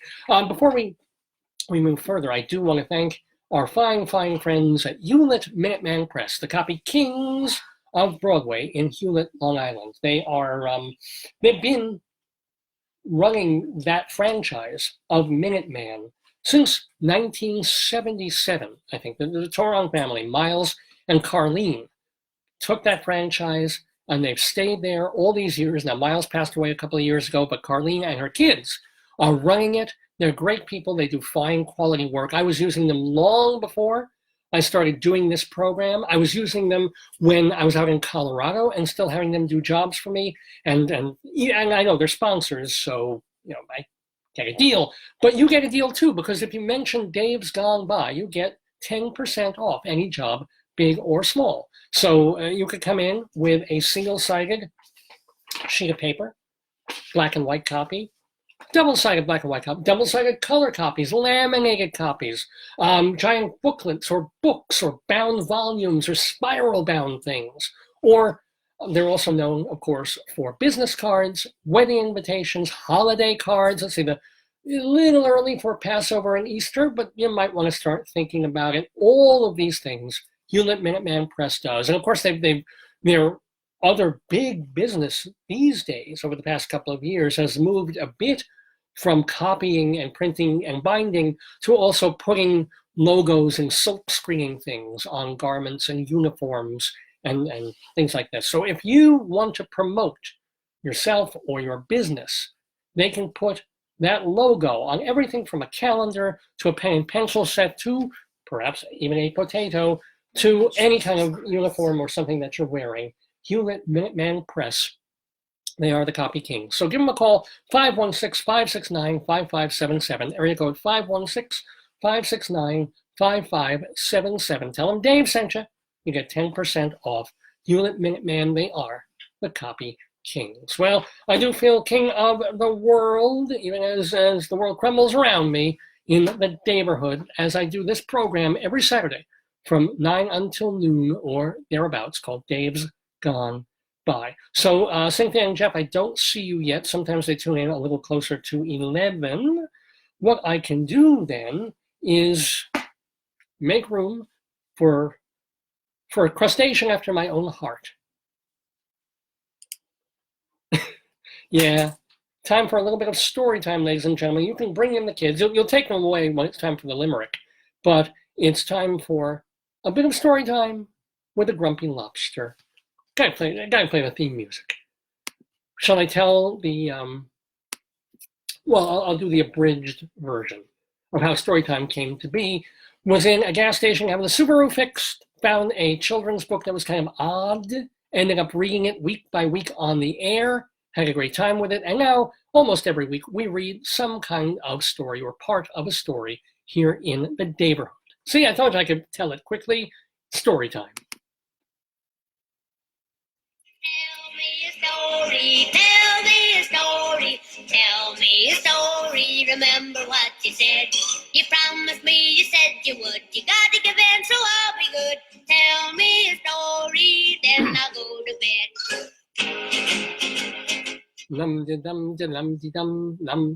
Yes, telling you a story here on Dave's Gone By. This is actually, a lot of times I'll pick things that I can really make fun of, or that are ridiculous, or that the authors don't realize is kind of comic in itself just by looking at.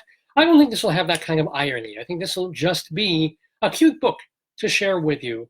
Maybe I'll be able to find some comedy in it. Maybe not. That's the tightrope I walk right here on Dave's Gone By. This is for Stone Arch readers. Hopefully the writing won't be arch.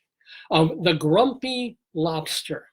The Grumpy Lobster by the author Carrie Meister, illustrated by Steve Harpster.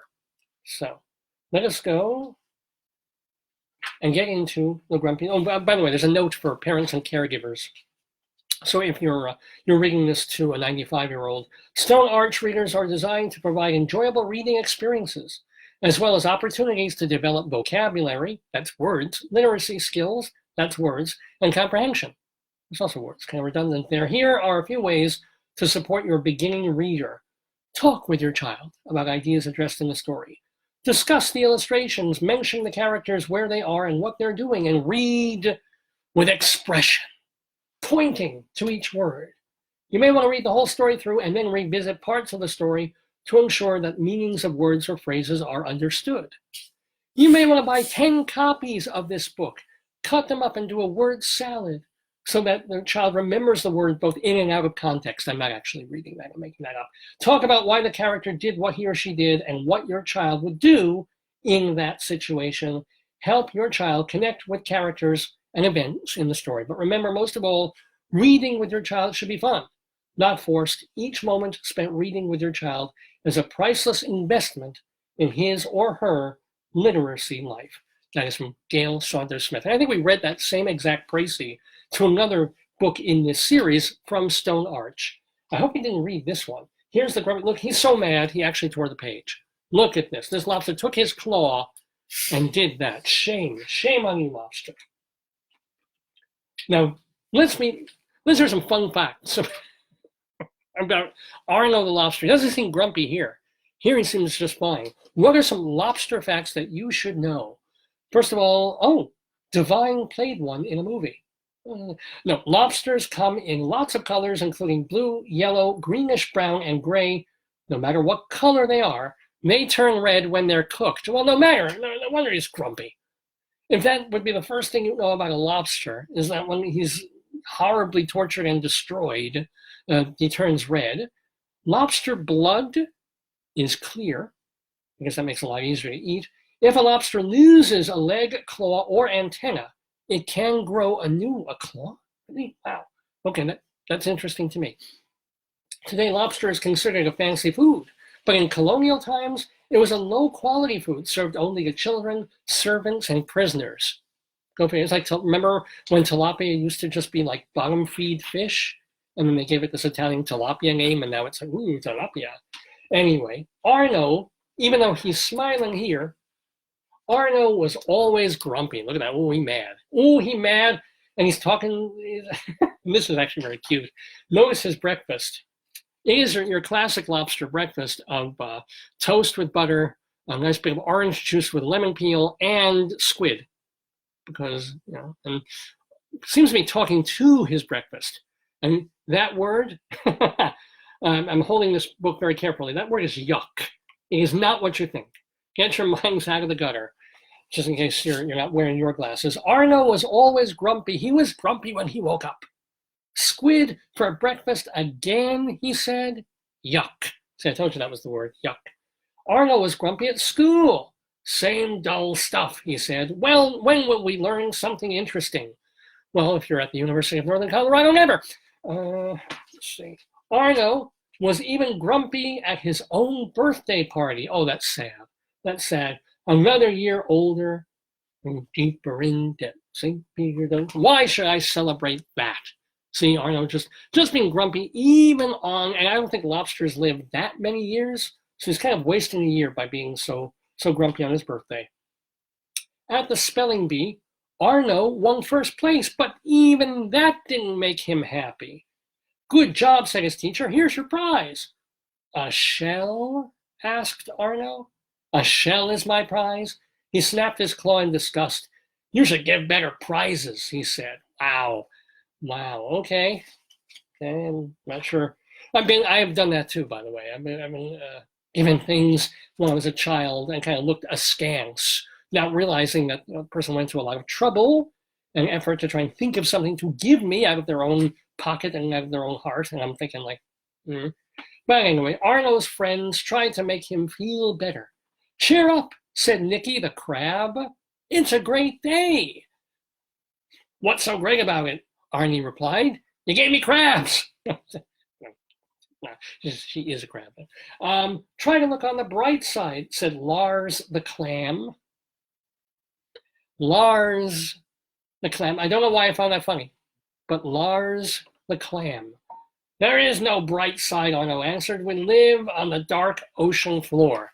Well, somebody must have a flashlight or Edison was there or something because it doesn't look so dark to me. But that's kind of a cute little clam on the half shell there. After a while, well, no one wanted to be around Arno. All you do is complain, said Nicky. No one wants to be, and Arno says, no, sorry, Lars the clam says, no one wants to be around a grump.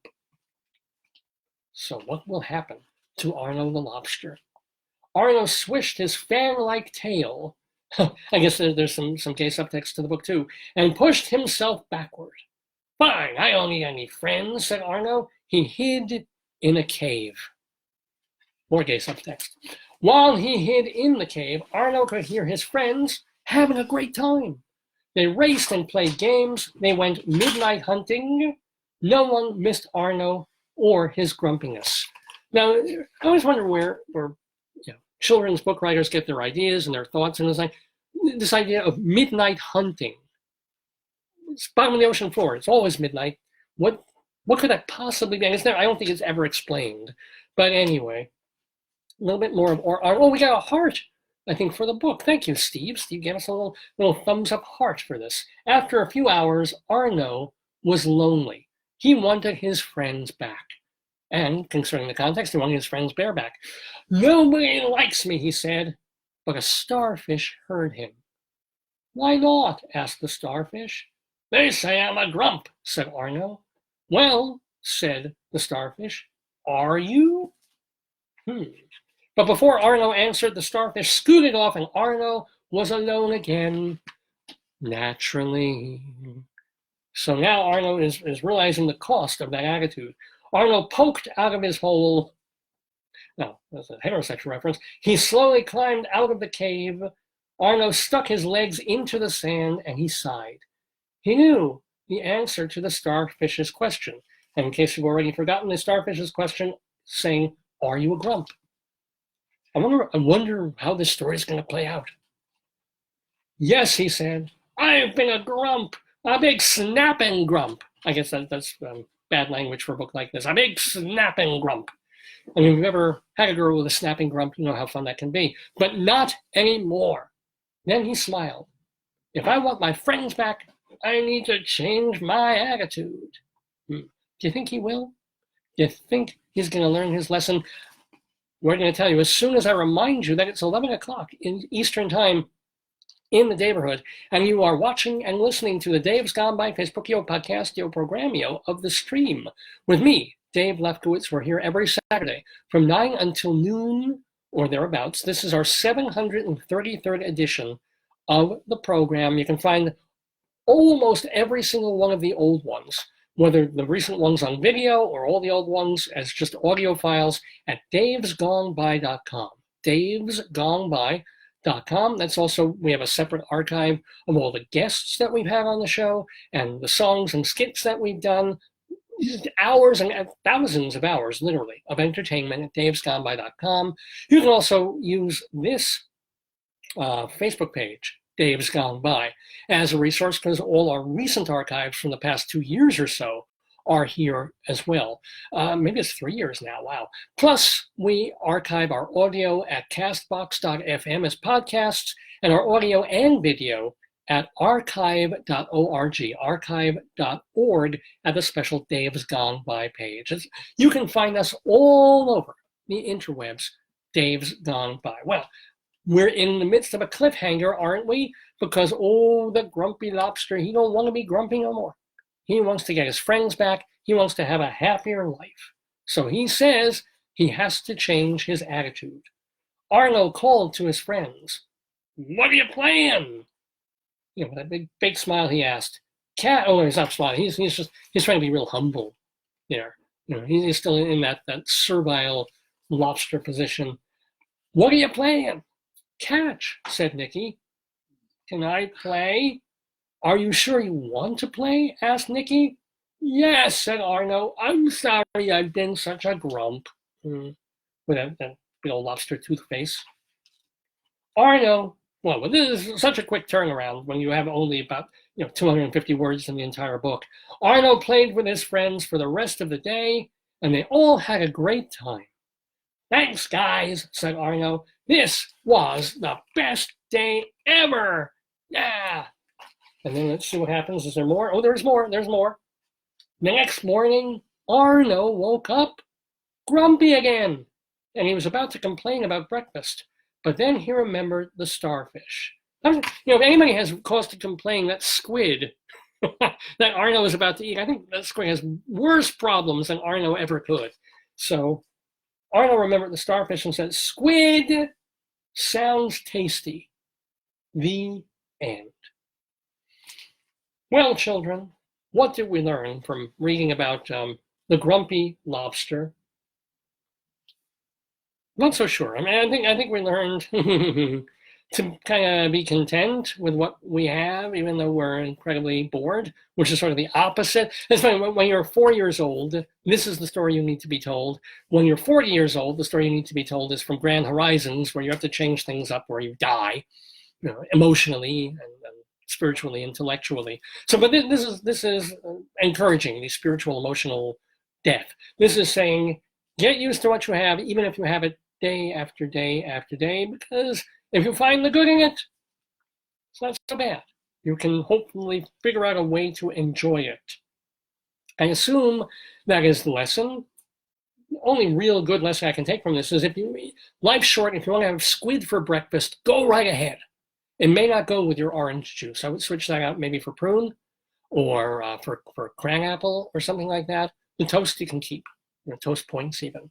But remember that our story words in the Grumpy Lobster are grumpy, squid, interesting, celebrate, disgust, complain, midnight, which they stuck in.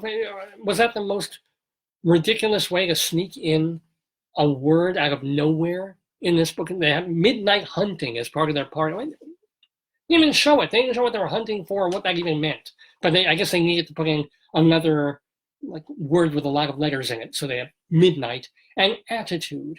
Total word count in the book, 450 words. I'm assuming they're not counting that introductory précis for the parents. And remember, who else is swimming in the ocean? They have the lucky manatee, the clever dolphin, and of course the stranded orca. So yes, there may be more entries in this Stone Arch Readers series for level 3 here on Dave's Gone By in the Daverhood, our Storytime segment of the show. Well, it's, as I said, just after 11 o'clock in the morning Eastern Time. I'm Dave Lefkowitz. We're doing our Dave's Gone By live for you. Gotta get a little sip of this before we continue with a bit more of the program. What else do we have left? Well, we have our friends of the Daverhood to give shout outs to and let you know what's happening in their lives. We also have our Colorado Limerick of the Damned.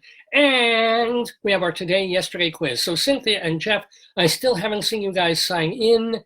guess you're busy. I know 2 weeks ago you guys had to go to the hospital for something. I hope everything's back being okay. So Cynthia and Jeff, if you come in, do give us a shout out. Do contact us and let us know how you are and what's going on.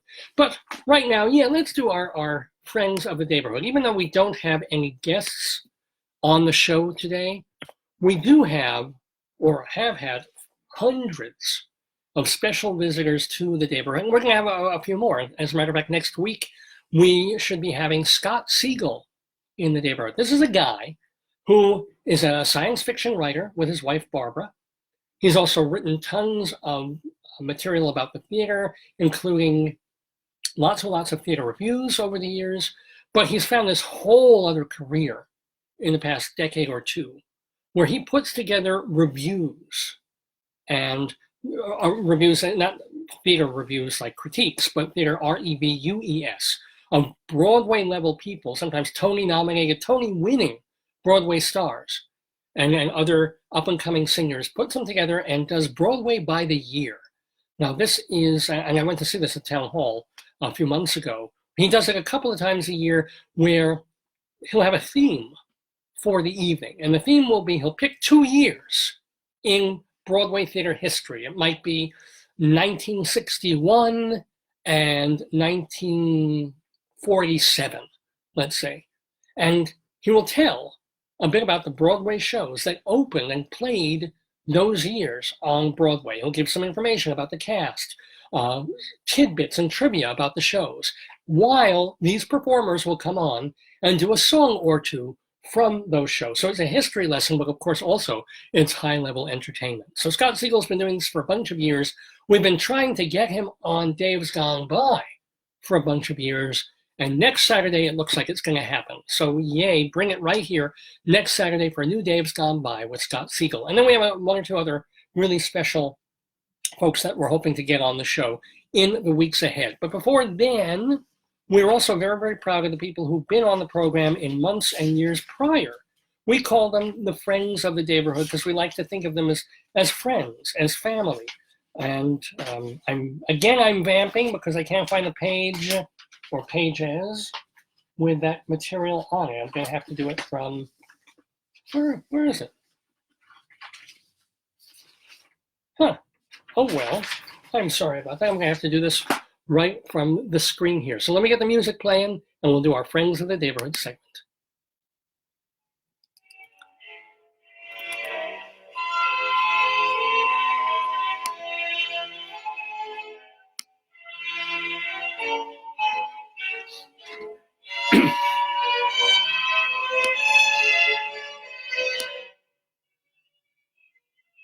So as I said, Friends of the Daverhood are people who have been on this program in the past, and maybe when they were here, they were pushing a particular movie or a book they'd written or a show they're in, and now they're doing other things. First of all, I wish I'd known this a couple of months ago. It's funny, I was sitting in the office and looking for something to listen to while I was doing my mindless job, and I said, you know what, I want to hear a little bit of Madder Rose.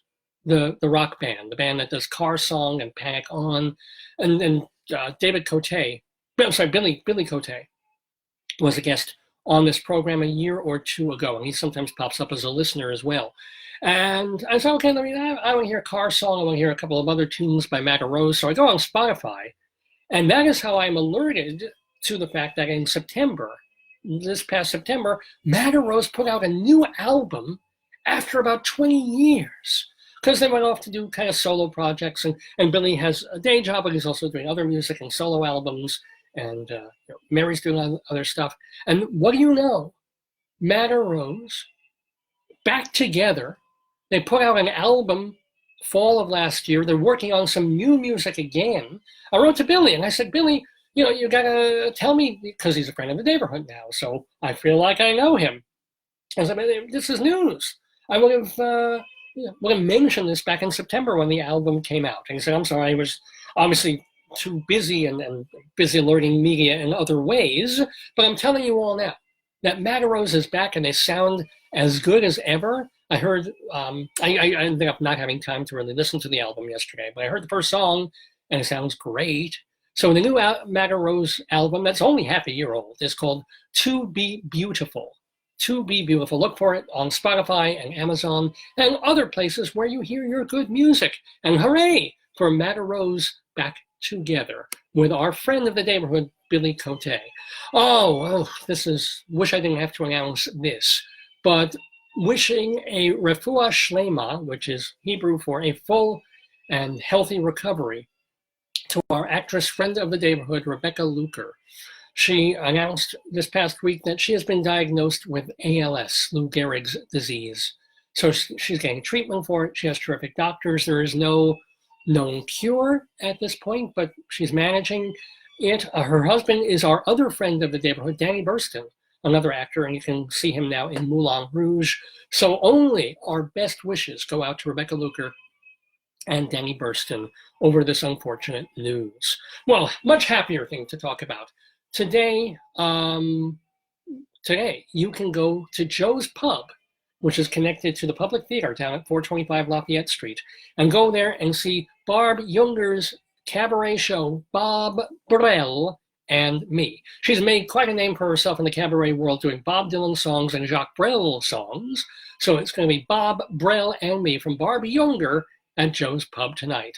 On also today, as I mentioned, Edward Einhorn's autobiographical play, Doctors Jane and Alexander, it's all about his parents, it's ending its run at Here Theater, which is over on 6th Avenue. And it's his theater company, Untitled Theater Company, number 61, doing Doctors Jane and Alexander. Ooh, this is the last weekend that you can go to the York Theater over on Lexington and 54th, I believe it is, and see they're in the church. They're in St. Peter's Church over in Lexington. And see Forbidden Broadway, The Next Generation.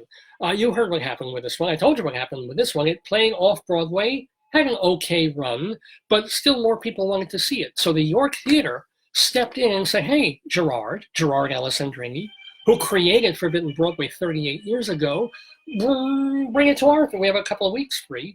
Bring it here. And he did, and people have been seeing it and enjoying it there. And I enjoyed it too. It's not my favorite iteration of Forbidden Broadway, but it's still Forbidden Broadway. Go see it today or tomorrow at the York Theater. This Sunday, Jamie DeRoy and friends are doing a benefit for the Actors Fund, and that is at Birdland. Jamie DeRoy, of course, started in some ways as a cabaret MC and putting together reviews of her own. She's comfortable, so she does it now for charity as well as producing all these Broadway shows. But Jamie DeRoy, you can see her do her thing this coming Sunday at Birdland. On Monday, the 17th, this sounds really great. At Feinstein's 54 Below, the two people who wrote that marvelous, marvelous musical Come From Away, Irene Sankoff and David Hine, they are going to be doing a cabaret show of theirs where they're talking about writing this Broadway show. They're calling it Cut From Away, Untold Stories and Songs. So, you can go on Broadway and see Come From Away, and I urge you to do so. And on Monday night, you can go see Irene Sankoff and David Hine talk about writing the show, talk about the songs that they cut from the production, and I'm hear people sing them and do them. So it sounds pretty amazing. That is happening Monday night at Feinstein's 54 Below. On Tuesday, there's a benefit for Oz Relief. This is, Australia has been having these horrible, horrible wildfires. So there's a benefit for them.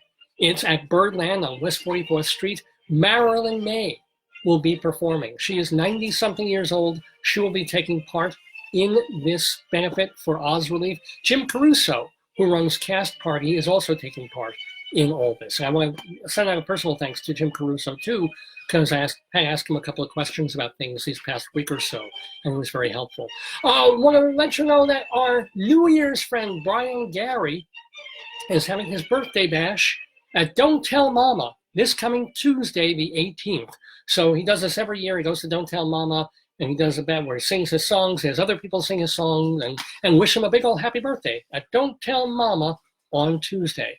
On Wednesday at Joe's Pub, Gary Lucas and friends. Gary Lucas, the fine guitarist, guy who was in one of the late iteration of Captain Beefheart's band and was even Captain Beefheart's manager for a while. He will be at Joe's Pub on Lafayette Street, and I think he does a lot of collaboration now with Fei Fei Yang, a singer and musician, and I think she is there as well. Let's see, who else? Alan Lewis Rickman is doing a show. Oh, he's playing, excuse me. Alan Lewis Rickman is playing Mr. Bauman in the Encore's City Center staged reading revival of Mac and Mabel.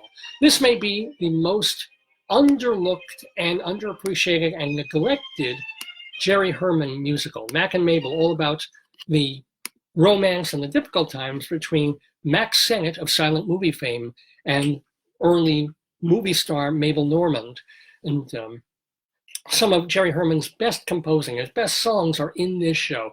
And also in this show is Alan Lewis Rickman. They're doing it just for a couple of nights from the 19th through the 23rd at Encore's in City Center up on West 55th Street. Raquel Sion, we had her on just a couple of weeks ago about her David Bowie show. Remember that she's doing it on the 21st and the 22nd. So it's later in the week, and you can see her at Pangea doing Me and Mr. Jones. Playing now just through the end of the month on Broadway, My Name is Lucy Barton. Lauren Linney is starring in this one-woman show that is directed by our friend Richard Eyre. It's a Manhattan Theater Club production at their Samuel J. Friedman Theater. Emoji Land, the musical, is at the Duke on 42nd Street and features our friend Ann Harada. Playing now, now and forever, but appearing in it through the end of March, Raymond Bahur, who was just on our show a couple of weeks ago. He is in Chicago on Broadway at the Ambassador Theater. So definitely go see that. If you've never seen Chicago, for gosh sakes, go see it. And if you have, go see it again with him. He plays Amos. I want to let you know that Katsura Sunshine is doing his solo show, Rakugo, at New World Stages on West 50th Street. Little Shop of Horrors, the musical with music by Alan Menken. That revival has been extended again, and it's running now through early May. Hadestown on Broadway features our friend Andre DeShields at the Walter Kerr Theater. Let's see. Moulin Rouge, Danny Burstyn, we mentioned him, that is at the Hirschfeld Theater. Daniel Breaker is playing Burr in Hamilton at the Richard Rogers Theater, as if you could get in. Let's see. J.O. Sanders is now in Girl from the North Country on Broadway. They moved that from the Public Theater downtown to a Broadway perch at the Belasco Theater. J.O. Sanders now in the show. And Jim Caruso's Cast Party every Monday night at Birdland, now and forever. Evan Seplow, the founder and editor of StageBuddy.com, a great website for New York nightlife. Dr. Demento still doing new Dr. Demento shows and archiving the old ones at drdemento.com, and 2 theater review shows for you to watch. Eva Heinemann's High Drama and Charlie Gross and Leslie Hoban Blake's 2 on the Aisle, both of them viewable on Manhattan Cable TV, or you can stream them on Manhattan Neighborhood Network, mnn.org. I'm almost finished, I promise. You can listen to Valerie Smaldone's Bagels and Broadway on AM 970. Now, this is on Against Me. It's on Saturday mornings from 9 until 10. So if you've missed it, too bad, you were watching me. That's okay. I don't know if they archive their shows. Maybe you can go to AM 970 and listen to it later on. By all means do. Valerie Smaldone, certainly a veteran broadcaster, and we wish her well. And finally, Bob Cudmore doing new and old podcasts of upstate New York history at bobcudmore.com. And those, my friends, are the friends of the Daverhood.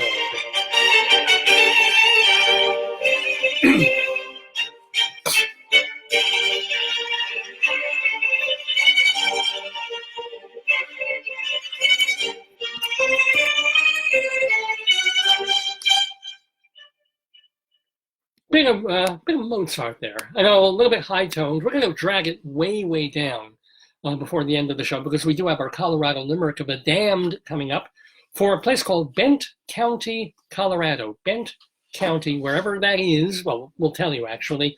So don't miss that. But I don't see Cynthia or Jeff. Doesn't matter. We do have our quiz. And you know what, like all of you, if they're not with us live, which kind of sucks, but if they can't be with us to play against you and you know, jump in at the buzzer first, that's okay. Cynthia and Jeff can watch this show later on and take part and go through the quiz just like that. It's our today, yesterday quiz, and it has to do with trivia questions that are, oops, I clicked on the wrong thing. Trivia questions about February 15th in history, because, you know, it is February 15th, 2020.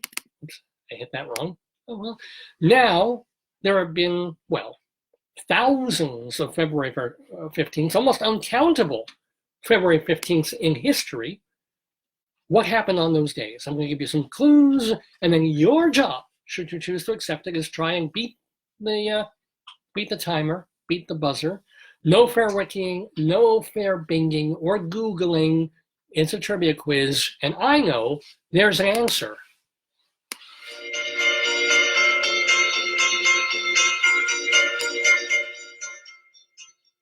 Little Beach Boys music to start our trivia quiz, our today, yesterday quiz about February 15th in history. Are you ready? I do believe you are. Let me have my my sacred musical countdown instrument, and we shall begin. We start in 1866. Today, yesterday, 1866. At a concert by the Vienna Men's Choral Association, this work by Johann Strauss premiered. In German, the title is An der schönen blauen Donau. What is it called in English? I will say that one again. From 1866, at a concert by the Vienna Men's Choral Association, this work by Johann Strauss premiered. Now, if you know the answer, by the way, try and jump the gun, beat people to it. Usually Cynthia and Jeff type in their answer, and you're trying to beat them to the punch, try to think of the answer before they post it. But since they're not here, anybody else can do that.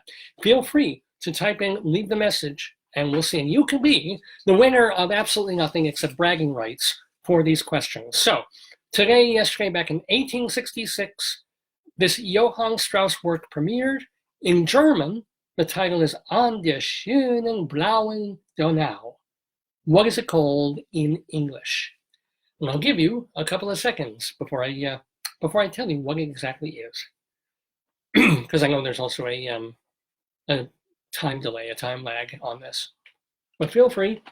I'm gonna just sip my thing.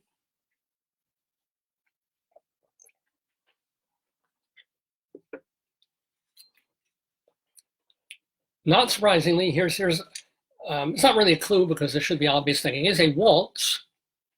I will play it in a way for you.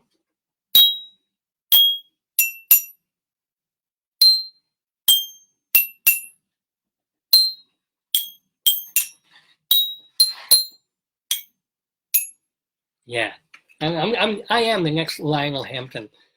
God, I'm not even Hampton Bays, but the answer is the Blue Danube, Die Blauen Donau, a waltz originally with lyrics, by the way, but what happened was it was premiered, they did it, and then they did a later instrumental version, like a year or two later.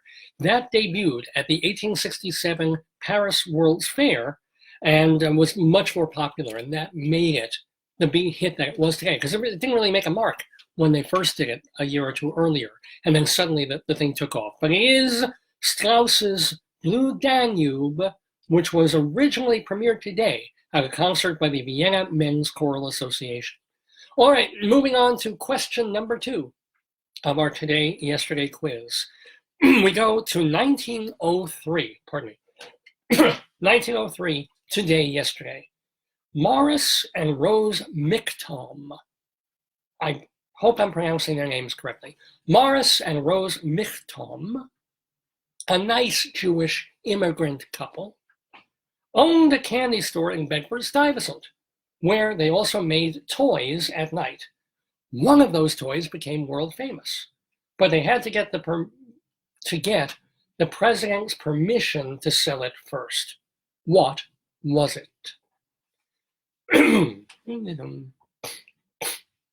I'll read them again. I usually read them twice, just to give you a chance to hear the whole thing, because it's not like Jeopardy where you physically see the clue in front of you on TV.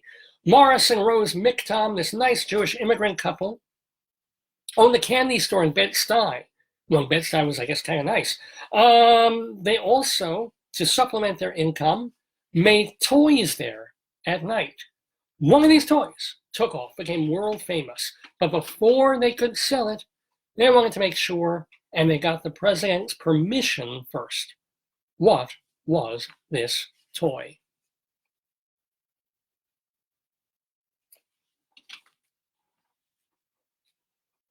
Was it a potato? No. It wasn't. No. Mr. Potato Head came many, many years later. Was not that. Sign. Was it fake plastic ketchup? No, it wasn't. Oh, man. These are tough. I know, Potato. Do you guys have the answer at home? I'm gonna call it.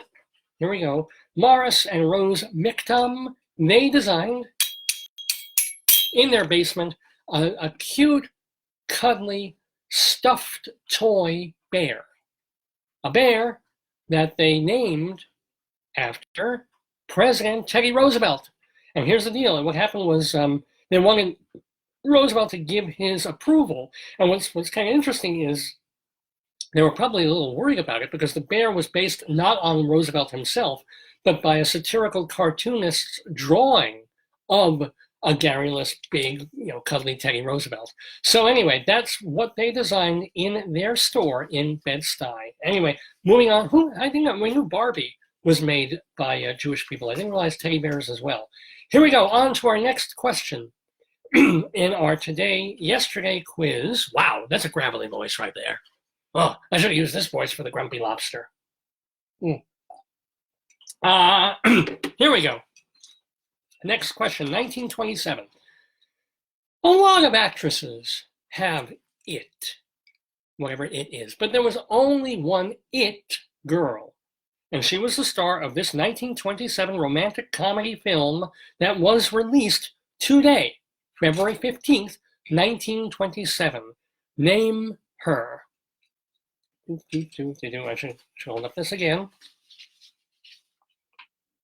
She was the It Girl, named that, actually because the movie was called It, but it also was this idea that she had this certain level of adorability and moxie and cuteness and glamour and so forth.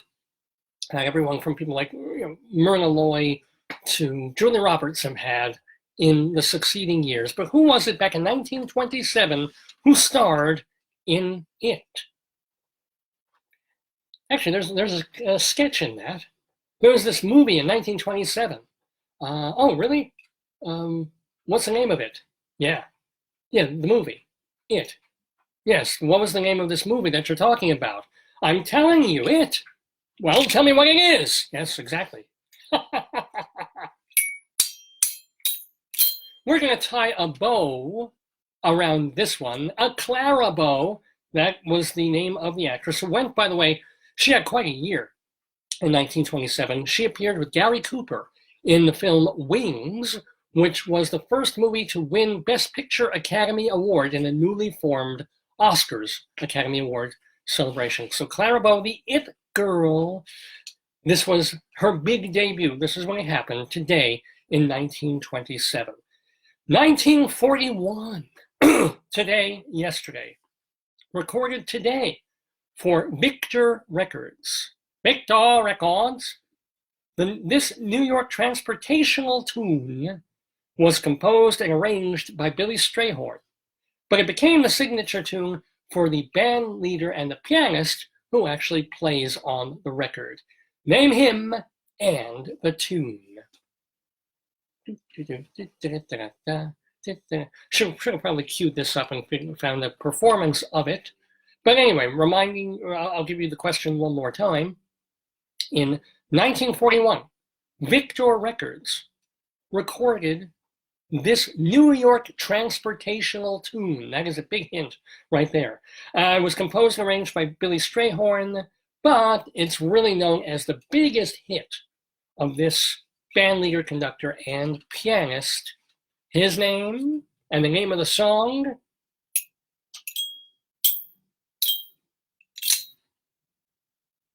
Okay, and the answer is, name of the song is Take the A Train. Name of the guy who made it famous was Duke Ellington, of course. So yeah, we're doing our yesterday quiz. We're about halfway through it. Got a few more questions for you. Hope you're enjoying it. Remember, you can feel free to log in or clock in, and I'm not sure, I don't think you even have to be a friend if you want to type in the answer that you think it is and try and beat everyone to the punch. That would be totally fine. We move on now, getting to more modern times. 1978, February 15th, yesterday in Las Vegas, Nevada. An historic upset as Muhammad Ali loses a split decision to a guy with split teeth, fresh from gold medaling in the Olympics. Name the victor of this contest. Who are we talking about? Again, I'll read the question again. A pugilistic question. 1978, the year. Yesterday, February 15th. In Las Vegas, historic upset as Muhammad Ali loses the fight. It was a split decision, but it went against Ali to a newcomer, relative newcomer to boxing, even though he boxed in the Olympics and gold medaled there. Name the victor of this contest. Now, this was not the Thriller in Manila. This was a bit later than that. And Ali was already kind of on the way down, taking on, this is a hint? Yep, Leon Spinks. Leon Spinks was the fellow who defeated Muhammad Ali. They ended up, what happened was a whole contested thing. Spinks didn't want to fight this other fighter after Ali, so they took away his belt and his crown. So he said, okay, I'll do a rematch with Ali, and Ali won that one. So yeah, but this was the first Ali Spinks match that happened February 15th, 1978. Moving 10 years later, 10 years on, 1988, February 15th. It took 9 months, but on this date, the last Soviet tanks rolled out of this country, ending a decade-long proxy war against insurgents backed by the United States. Name the country. Yes, we go to a little bit of history here, even though I know nothing about history. So what happened today in history in 1988? The process started about like in 1979. It took 10 years, but finally the last tanks rolled out of this country, Soviet tanks, where the Russians were fighting against these insurgents who were backed by our country. Hello, Cold War. What country was it that was left in an even bigger and worse mess than the way the Soviets found it? What country are we talking about? And the answer, let me do our thing here.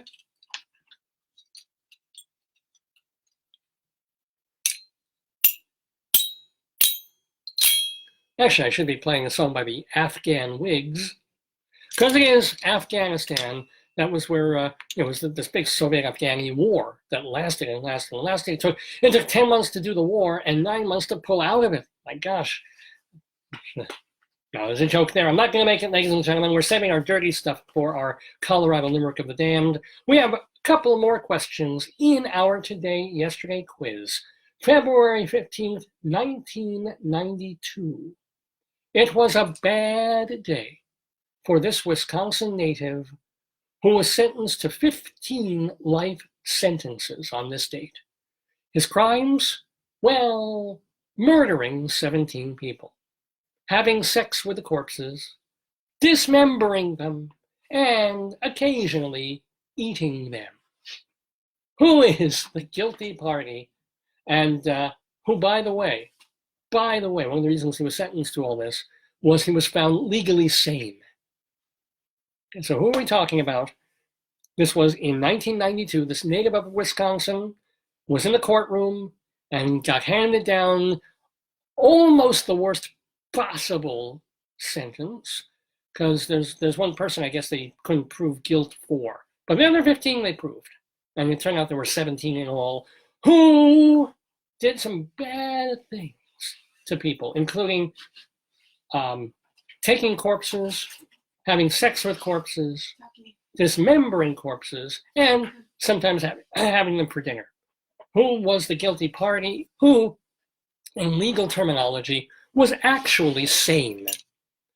Take a moment, why don't you? And think of him while you're having your lunch.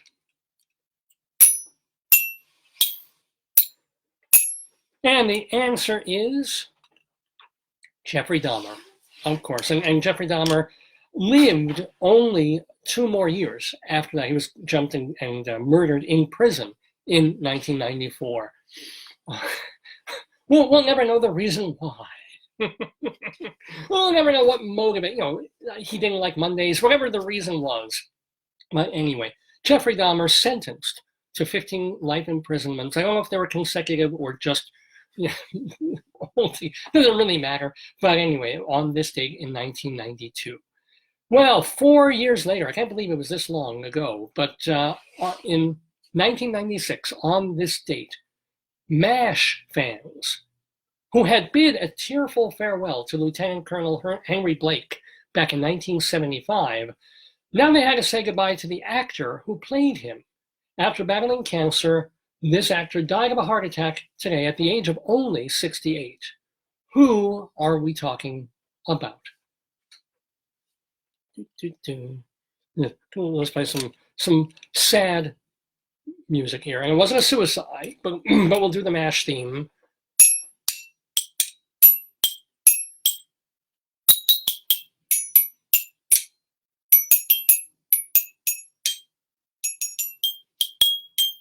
Yeah. You hear enough of that, you want to be suicidal. But the answer is, well, the question one more time, is the MASH actor, the guy who played Lieutenant Colonel Henry Blake on the TV series, not in the movies, in 1975. And now it was 1996, and he passed away. He was battling cancer, and then he actually died of a heart attack at the age of 68. Who are we talking about? It was McLean Stevenson. He died, and just for the trivia record here, his post-MASH shows, he tried 4 more times.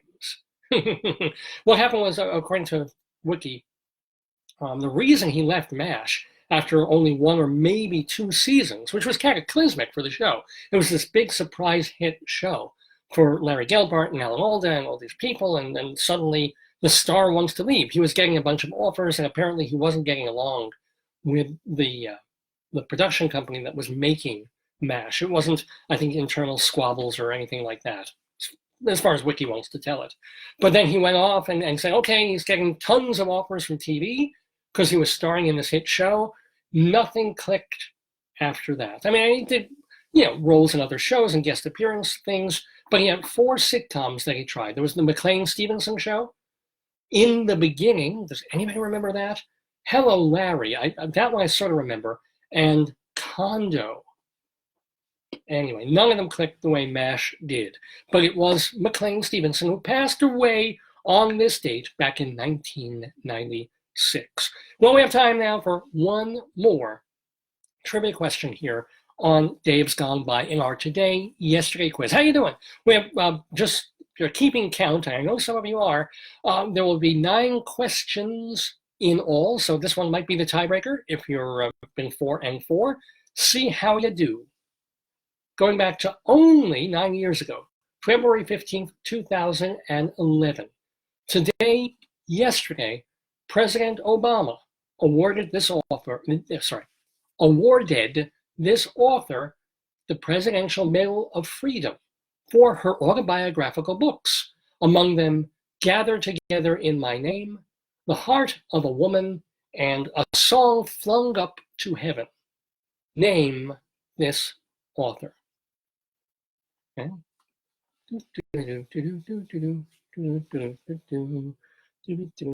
Quite an important author in this realm, in this genre of sort of autobiographical nonfiction, but told as a story of a life, memoir, I guess you could say.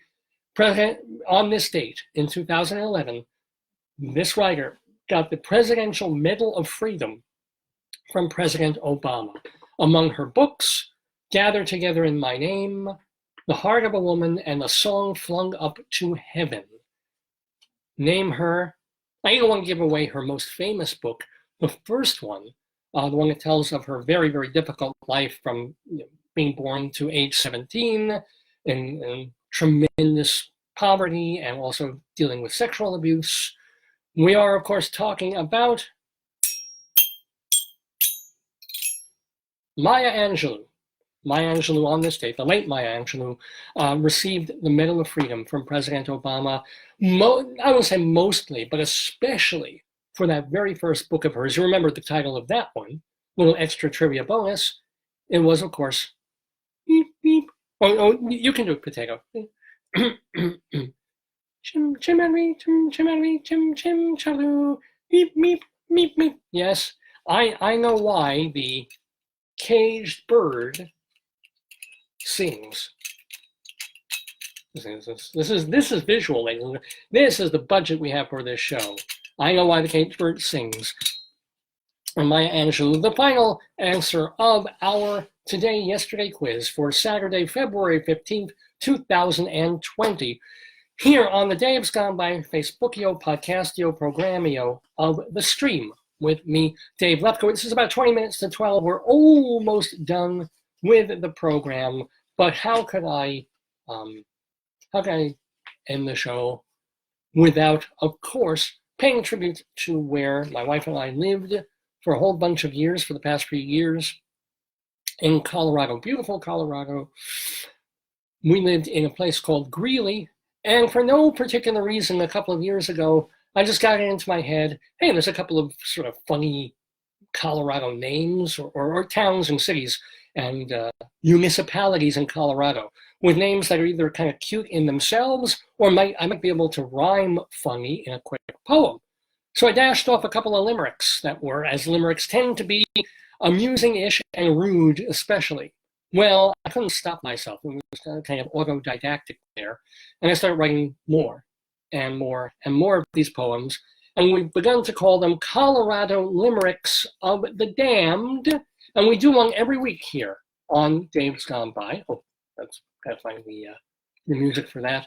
So yeah, every week I read a 5-line poem. This is the time, though, if you have delicate ears or one of your offspring have, is of an age where you don't really want them hearing anything naughty. Let's see. I should rate these things. Let me check the naughty level on today's Colorado Limerick, which, by the way, is a place called Bent County, which in itself sounds a little bit naughty. Bent County, Colorado. Yes, oh my, get the kids, not only get the kids out of the house, but you're going to want to put them on a bus and take them to another state. So if you happen to be watching in Kansas, put them on a bus to Indiana until this limerick is over. I'm just warning you now. It's a rough one. Just saying. Our Colorado Limerick of the Damned. Limerick is a comic verse of 5 lines, in which lines 1, 2, and 5 will end with words that rhyme. And likewise, verses 3 and 4 also end with words that rhyme. So this is a limerick.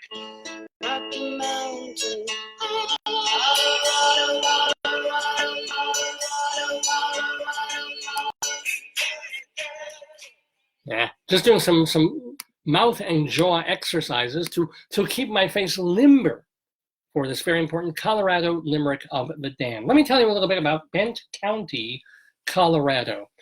It's a southeastern place. It's only about 80 miles north of New Mexico. Before the white people came, it was Comanche and Apaches who were living there. Now it's got a population of about 6,500 people. So, it's not just a little town or something, it's a whole county. It was named for frontier trader William Bent. He probably took some crap in school.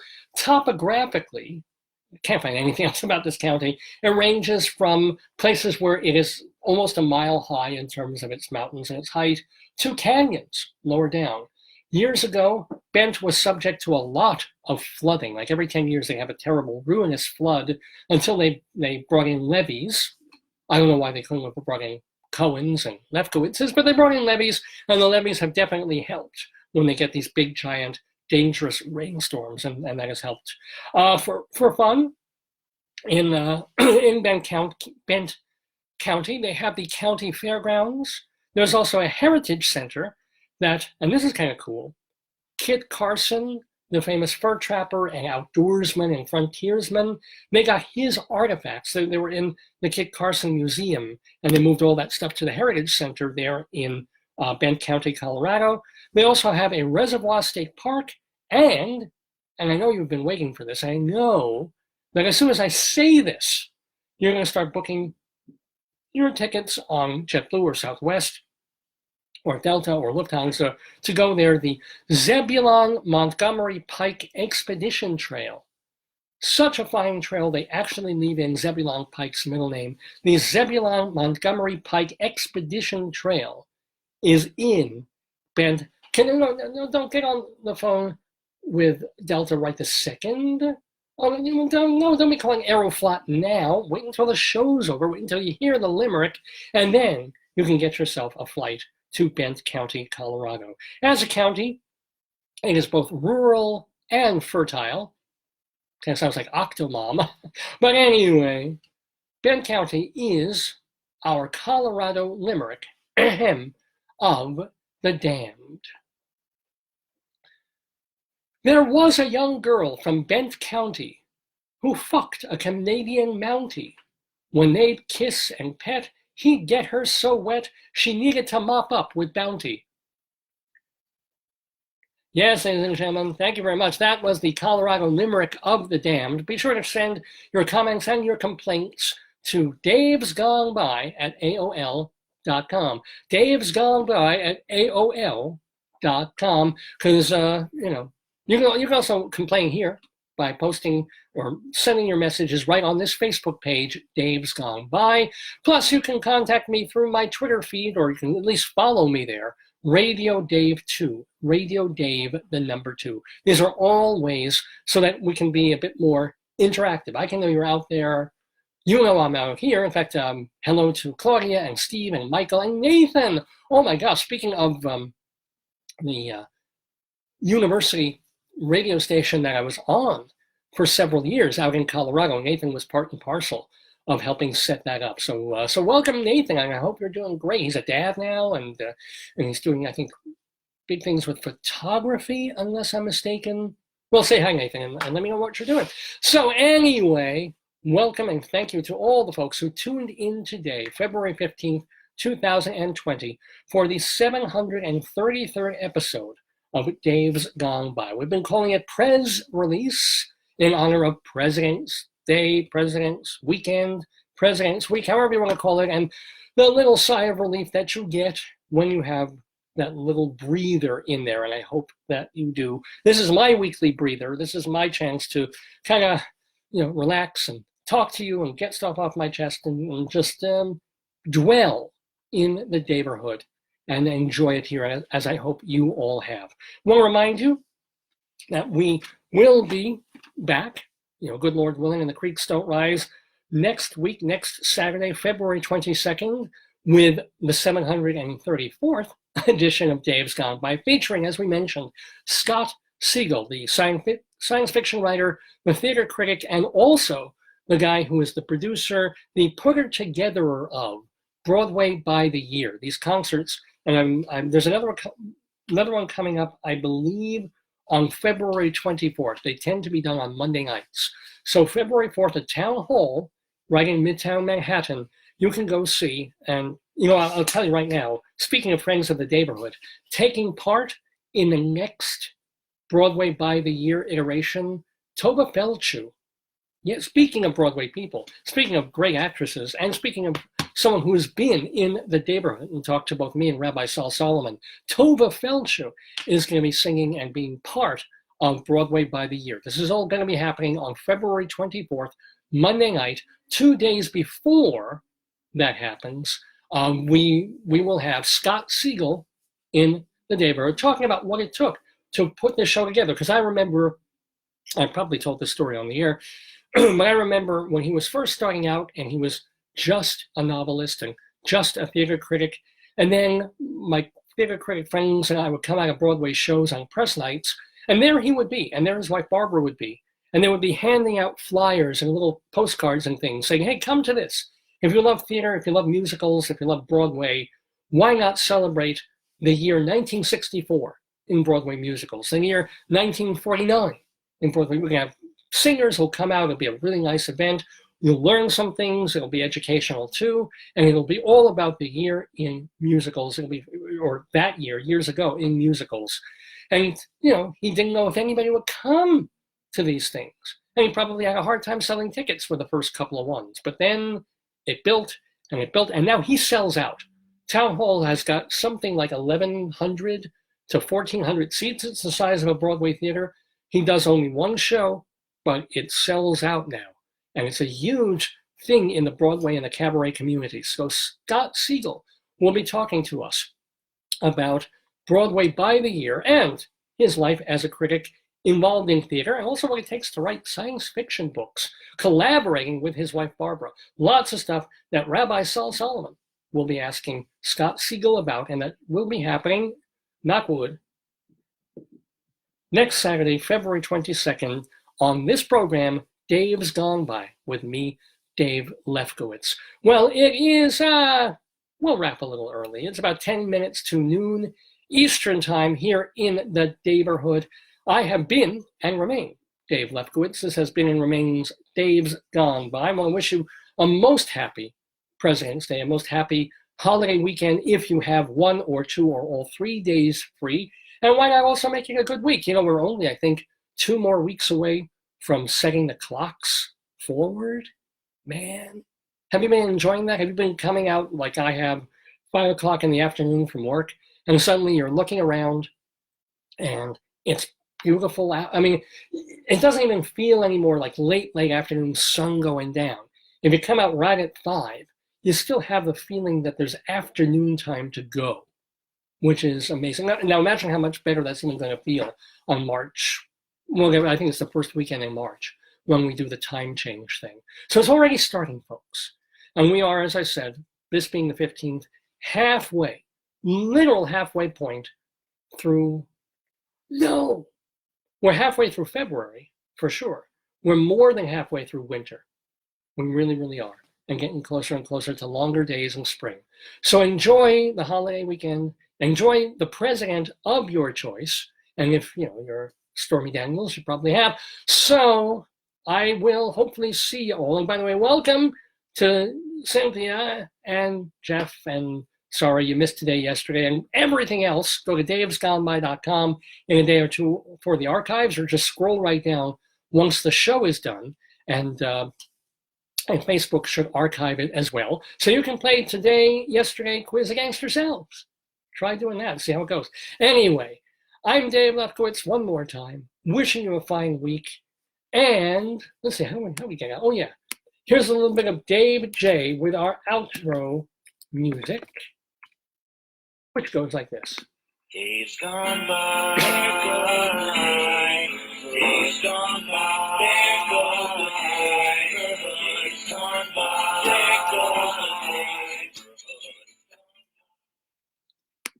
And there went the Daverhood. Thank you so much for tuning in, and I will see you next week. Gone by.